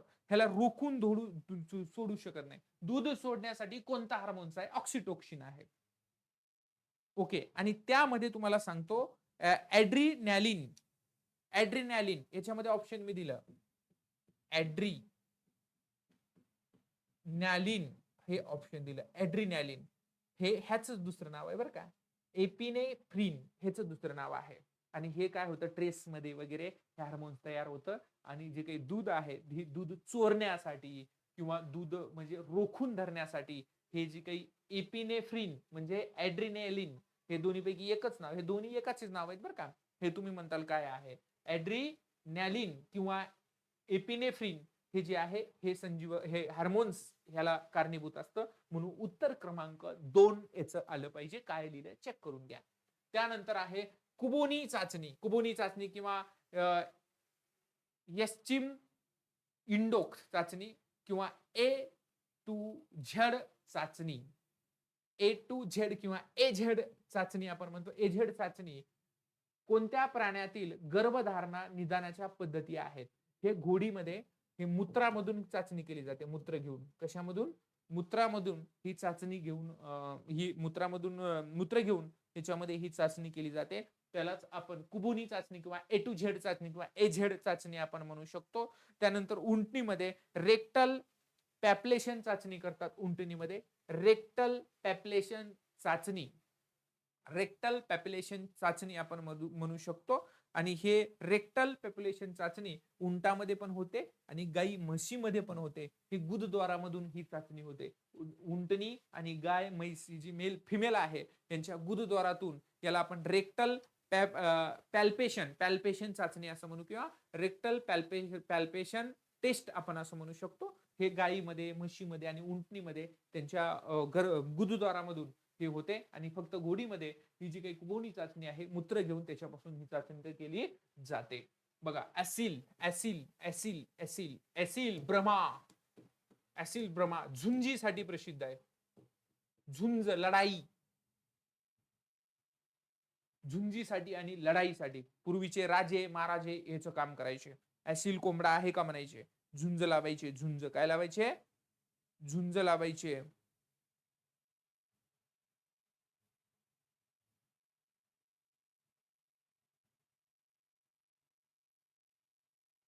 प्रश्न खालीवर झाले असतील तर बघून घ्या बरं का. प्रश्न तेच आहेत, फक्त खालीवर एखादं होऊ शकतो, एखादं पीपीटी खालीवर लागू शकते. प्रश्न ते आहेत. बहुतेक इथं मला काहीतरी चेंजेस वाटत थोडं. ऍसिल आणि ब्रह्मा हे कशासाठी प्रसिद्ध आहेत बघा. हे तर झुंजीसाठी, ऍसिल आणि ब्रह्मा दोन्ही झुंजीसाठी आहेत. हे लढण्याच्या आणि मांसाच्या गुणवत्तेसाठी, मांसासाठी आणि लढण्यासाठी सुद्धा हे दोन्ही फेमस आहेत. विशेषतः ह्याचं लढणं हे खास हे असतं. म्हणून तुम्ही म्हटलं, मी सांगितलं होतं लढण्यासाठी झुंजीसाठी, मला माहित होतं तुम्ही लढण्यासाठीच टाकलंय, पण हे मांसासाठी सुद्धा प्रसिद्ध आहे, माहिती असावं तुम्हाला. म्हणून उत्तर क्रमांक 4 याचं उत्तर आहे. त्यानंतर बघा, गर्भाशयाच्या मुखाला काय म्हणतात, सिंपल प्रश्न आहे. सर्विक्स असं म्हटलं जातं, सर्विक्स.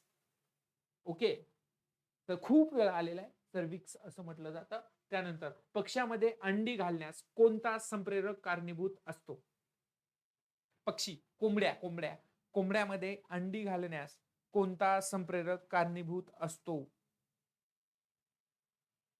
पक्ष्यामध्ये अंडी घालण्यास कोणता संप्रेरक कारणीभूत असतो.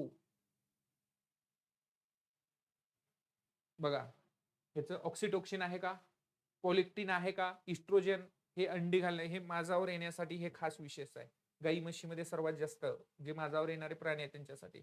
ह्याला आहे व्हॅसोटोसिन. व्हॅसोटोसिन याच्यामुळं जे काही पक्ष्यामधील अंडी घालण्यास कोणता संप्रेरक कारणीभूत ठरतो, म्हणजे अंडी तयार होऊन बाहेर येण्यासाठी हे संप्रेरक कारण करतं. व्हॅसोटोसिन हे कारण होऊ शकतं. म्हणून याचं उत्तर या ठिकाणी दिलेलं आहे बी.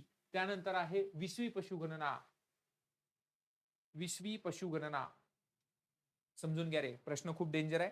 हे प्रश्न समजून घ्यायचंय, हे प्रश्न समजून घ्यायचंय. यूपीचा राजा मध्यरात्री पश्चिम बिहार मध्ये गेला. यूपीचा राजा मध्यरात्री, यूपीचा राजा मध्यरात्री, लक्षात आलं, पश्चिम बिहार मध्ये गेला.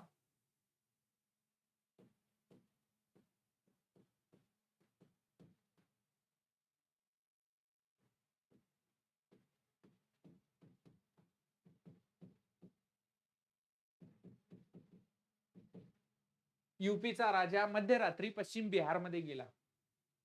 काय असेल समजून घ्या. विश्वी पशुगणना 2019 महाराष्ट्रातील पशुधन परिस्थिती संदर्भात खालील विधाने विचारात घ्या. विश्व पशुगणनेनुसार राज्यातील एकूण पशुधन संख्या 3.31 कोटी आहे. अगदी बरोबर आहे. पशुगणना 2012च्या तुलनेत त्यात 1.8% वाढ झाली. करेक्ट आहे. गाय संख्येत महाराष्ट्र 7व्या क्रमांकावरती आहे. गायीच्या संख्येत, म्हणजे एकूण गायीच्या संख्येत मी सांगतोय बरं का, सगळ्या संख्येत नाही. गायीच्या संख्येत 7व्या क्रमांकावर आहे का. काही लोकांचे इंडिकेशन लागले असतील 5व्या क्रमांकावर पाहिजे. कितव्या, 5वा नंबर, 5वे पाहिजे. वेस्ट बंगालचा पहिला, सर्वाधिक गायी वेस्ट बंगालमध्ये आहेत, म्हणून हा चुकला. राज्यातील एकूण कुकुट पक्ष्यांची संख्या 7.43 कोटी असून राज्य देशात म्हणजे महाराष्ट्र देशात 5व्या क्रमांकावर आहे. अगदी बरोबर आहे. एकूण पशुधन व म्हशींच्या संख्येबाबत महाराष्ट्राचा 7वा क्रमांक लागतो. म्हणजे म्हशींच्या संख्येत सुद्धा आणि एकूण पशुमध्ये सुद्धा भारतात महाराष्ट्राचा 7वा क्रमांक लागतो. तर पहिला कुणाचा आहे, पहिला उत्तर प्रदेशचा आहे. दुसरा कुणाचा आहे, राजस्थानचा आहे. तिसरा कुणाचा आहे, मध्य प्रदेशचा आहे. चौथा कुणाचा आहे, पश्चिम बंगालचा आहे. 5वा कुणाचा आहे, बिहारचा आहे. कुणाचा आहे, बिहारचा आहे. यामध्ये लक्षात ठेवा, बिहारचा सुद्धा क्रमांक लागतो. आणि बिहारमध्ये गेला. आता महाराष्ट्रात म्हणजे आंध्र प्रदेश आणि महाराष्ट्रात काय पुढे घ्यायचं ते घ्या. युपीचा राजा मध्यरात्री बिहारमध्ये गेला. आता महाराष्ट्रात शिल्लक काय तुम्ही. विषय संपला. म्हणून उत्तर प्रदेशचा पहिला क्रमांक, राजस्थानचा दुसरा क्रमांक, मध्य प्रदेशचा तिसरा क्रमांक, पश्चिम बंगालचा चौथा क्रमांक, बिहारचा पाचवा क्रमांक, आंध्र प्रदेशचा 6वा क्रमांक आणि महाराष्ट्राचा 7वा क्रमांक लागतो. म्हणून एकूण पशुधनात म्हैशींची संख्या बाबत महाराष्ट्र 7व्या क्रमांकावर. ए बरोबर आहे, सी बरोबर आहे आणि डी बरोबर आहे. ए बरोबर, सी बरोबर आणि डी बरोबर. म्हणून उत्तर क्रमांक 2. ए बरोबर, सी बरोबर आणि डी बरोबर. फक्त याचं बी बरोबर नाही. म्हणून इथं लक्षात ठेवायचं ऑप्शन क्रमांक 2 याच्यामध्ये हे मुद्दा लक्षात ठेवायचं आहे.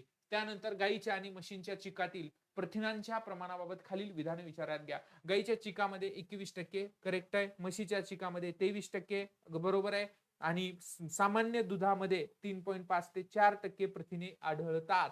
हे अगदी बरोबर आहे. म्हणून उत्तर क्रमांक वरील सर्व बरोबर आहे. ऑप्शन क्रमांक 4 राईट टिक करून घ्या. त्यानंतर बघा, आदी मानवाने अन्नासाठी वापरलेले पहिले कुटुंब कोणते? शेळी मेंढींच्यासाठी. म्हणजे सर्वप्रथम शेळी मेंढीचं संगोपन केलं त्याला आपण म्हणू शकतो बोव्हिडे. ओके, बोव्हिडे. बोव्हिडे लक्षात आलं. कॅमिलिडे म्हणजे सगळे उंट येतात. इक्विडे, सुईडे हे कुटुंब आहेत. हे 4च कुटुंब आहेत. त्यामध्ये वेगवेगळे प्राणी आपल्याला येतात. याच्यामध्ये शेळी मेंढी सगळे बोव्हिडे मध्ये येतात. उत्तर क्रमांक ह्याचं 1 आलं पाहिजे, 1 नंबर. त्यानंतर बघा, 20वी पशुगणना 2019 आणि महाराष्ट्रातील पशुधन परिस्थिती संदर्भामध्ये हा प्रश्न डबल आला का रे? हा प्रश्न डबल आलेला आहे.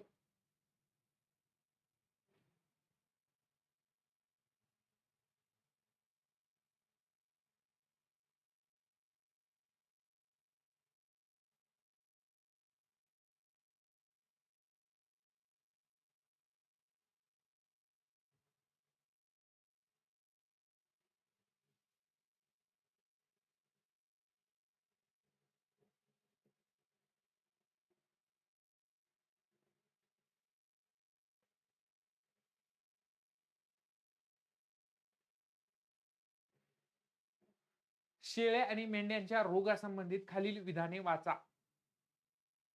61 नंबरचा क्वेश्चन. ओके, 61 नंबरचा क्वेश्चन. शेळ्या आणि मेंढ्यांच्या रोगासंदर्भामध्ये खालील विधाने वाचा. योग्य अयोग्य म्हणते, चूक विधान ओळखा म्हणते. ब्ल्यूटंग हा आजार प्रामुख्याने मेंढ्यामध्ये आढळणारा विषाणूजन्य आजार आहे. याला आपण मराठीमध्ये ब्ल्यूटंगला नीलजिव्हा म्हणू शकतो बरं का पोरांनो, नीलजिव्हा. ब्ल्यूटंग हा एक संसर्गजन्य रोग आहे. चुकीचा आहे. उत्तर क्रमांक 1. फक्त एक विधान बरोबर आहे. फक्त एक विधान बरोबर आहे. फक्त विधान क्रमांक 1. शेळी मेंढी म्हटलं की हे विषाणूजन्य आहे.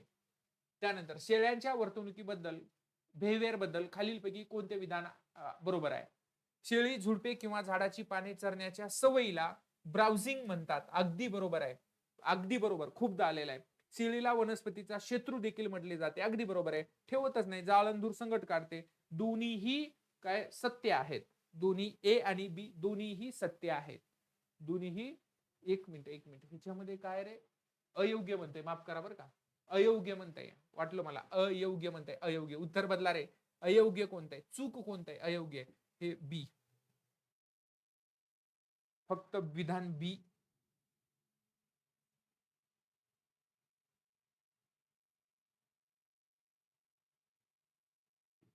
इथं फक्त विधान बी योग्य, इथं अयोग्य म्हणताय.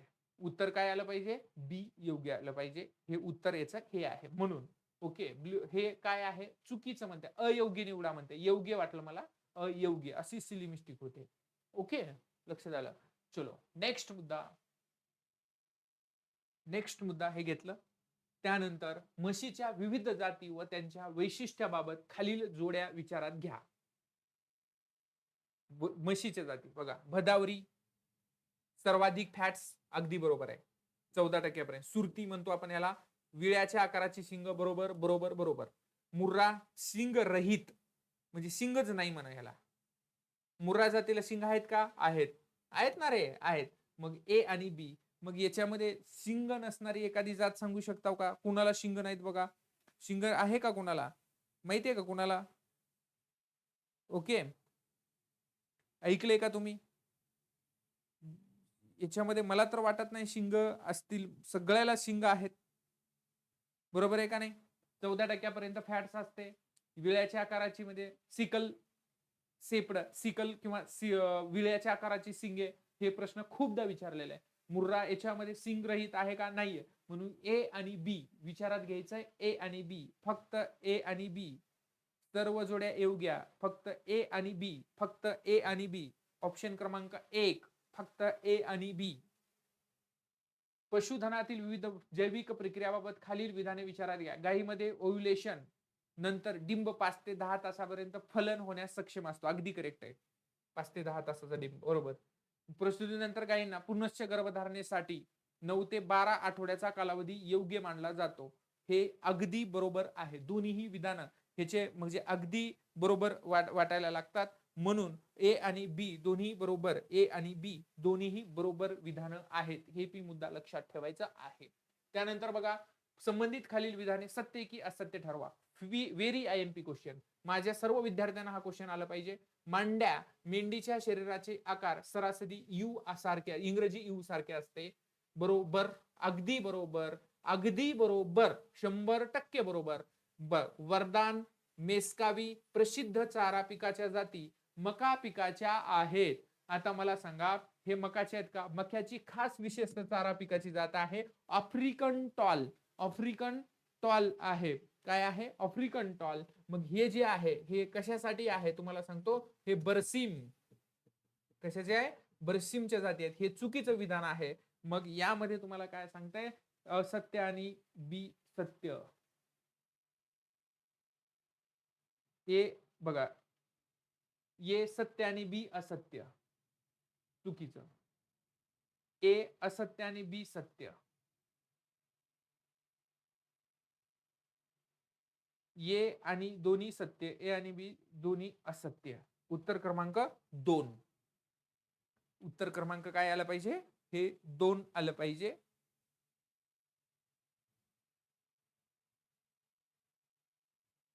असत्य ते ठरवा, असत्य ते ठरवा, असत्य ते ठरवा. खाली संबंधित खालील विधाने सत्य की असत्य ते ठरवा. ओके, 4 ऑप्शन आहेत. आपल्याला हे चूकच आहे, हे चुकीचं आहे. सत्य काय आहे? एकच आहे. मग काय म्हणावं लागेल? ए असत्य आहे. नाही, काय म्हणावं लागेल रे? ए सत्य आणि बी असत्य. ये ऑप्शन द्यावा लागेल. माफी असावी, ये ऑप्शन द्यावा लागेल. वेळ झाला, 11 वाजले. किती वाजले? 11 वाजले. ओके, हा, रात्रीचे. हा, त्यामुळे होते, वयामानानुसार होते आता. ओके, लक्षात आलं? आता बघा, चलो पुढचा मुद्दा. खालीलपैकी कोणते विधान चूक आहे? चूक चूक निवडायचंय. बघा, चूक छोट्या छोट्या गोष्टी आहेत. गाईच्या दुधाला पिवळा रंग कॅरोटीनमुळे येतो. अगदी करेक्ट आहे. म्हशीच्या दुधात कॅरोटीन रंगहीन विटॅमिन ए मध्ये रूपांतरित होते, म्हणून म्हशीचे दूध अधिक पांढरे दिसते. अगदी बरोबर आहे. FSAI मानकानुसार गाईच्या दुधात एसएनएफचे प्रमाण किमान 8.5% असावे. आता बघितलं ना आपण, 4.5 आणि 8.5 स्टँडर्ड दूध. यामध्ये दुधातील पाण्याचे प्रमाण मोजण्यासाठी ब्युट्रामीटरचा वापर केला जातो नाही. इथं लॅक्टोमीटरचा वापर करायचा आहे. कशाचा? लॅक्टोमीटरचा. म्हणून हे चुकीचं विधान आहे. चूक विधान कोणतं आहे? तर हे 4 नंबरचं हे चूक आहे. इथं ब्युट्रामीटर फॅट्स मोजण्यासाठी तुम्ही वापरू शकता. लॅक्टोमीटर पाणी मोजण्यासाठी, आपल्याला दुधातील पाण्याची भेसळ मोजण्यासाठी आपल्याला हे बघायचं आहे. मेंढ्यामधील प्रजनन आणि व्यवस्थापन बद्दल खालील विधाने विचारात घ्या. मेंढी मध्ये संभोगाच्या क्रियेला टपिंग म्हणतात. बरोबर. मेंढीमधील शेपूट कापण्याच्या क्रियेला डॉगिंग म्हणतात. बरोबर. प्रजनन उद्देशासाठी वापरल्या जाणाऱ्या नर मेंढ्याला रॅम म्हणतात. नर मेंढा, मेंढा रॅम. म्हणजे हे सगळे विधान कसे आहेत? तर याच्यामध्ये या विधानाबद्दल तुम्हाला काय वाटतंय असं विचारलं जातं. मग यामध्ये ABC बरोबर आहे. सर्व विधाने ए बरोबर, ABC सगळे बरोबर आहे असं आपण गृहीत धरूया आणि पुढे चलूया. त्यानंतर पशुजन्य आजार आणि त्याच्या कारणांविषयी खालीलपैकी कोणत्या जोड्या अचूक आहेत? ॲनिमिया, लोहाची कमी आहे. सिकेटस कॅल्शियम व फॉस्फरसची कमी आहे. पिका रोग फॉस्फरसची कमी आहे. सर्व जोड्या याच्यामध्ये परफेक्ट बसतात आणि अचूक आहेत. सर्व जोड्या काय आहेत? परफेक्ट आणि अचूक आहेत. म्हणून इथं हे 4 नंबरचं याचं उत्तर आहे. म्हणून 4 नंबरचं उत्तर आहे. 5 नंबरचं उत्तर बघा पोरांनो. शेळ्यांच्या जाती आणि त्यांच्या वैशिष्ट्याबाबत खालीलपैकी विधाने ओळखा. स्वित्झर्लंडची सानेन जात जगात दूध की राणी म्हणून ओळखली जाते. एमपीएससी असंच विचारते, जगातील दुधाची राणी. बरोबर आहे. अंगोरा ही शेळीची जात कधीही दूध देत नाही. कधीही दूध देत नाही असं म्हणतंय. दूध देते परंतु दूध देते परंतु पिल्लांना पुरेल एवढेच दूध देते, पण अजिबात दूध देत नाही असं नाही. बघा लक्षात आलं. म्हणजे अंगोरा मोहेर लवकर भेटली पण आम्हाला दूध पण देते ना पिल्लांना, पण अजिबात कसं दूध देत नाही, देते. म्हणून ए विधान सत्य आहे परंतु बी असत्य आहे. विधान ए असत्य आहे परंतु बी सत्य आहे. दोन्ही विधान सत्य आहेत, दोन्ही विधान असत्य आहेत.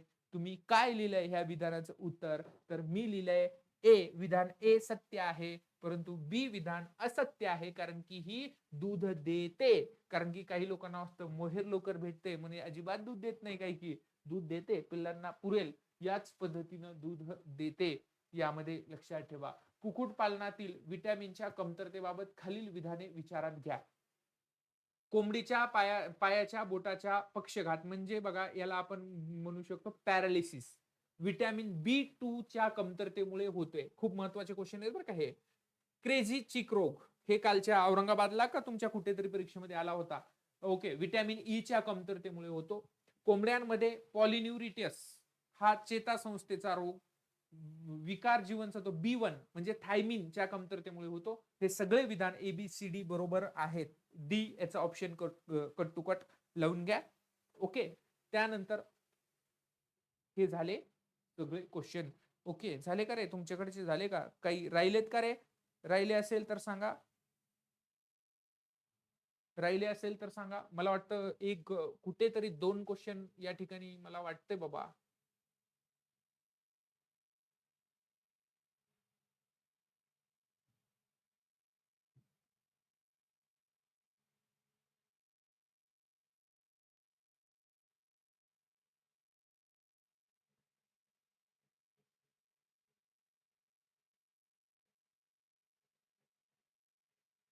ओके झाले. काही अडचण, काही शंका? थोडस आणखी पुढचे लेक्चर पुढे थोडस डीप मध्ये घेऊया. वाटलं तर 1-1 तासाचे 2 सेशन घेऊया. म्हणजे तुम्हालाही सोपं जाईल, मलाही सोपं जाईल. कारण की सोपं जायला पाहिजे. आपण टेस्ट घेतोय तर त्याचं विश्लेषण कळलं पाहिजे, काय आहे काय नाही आहे ते. म्हणून तुम्हाला सांगतोय.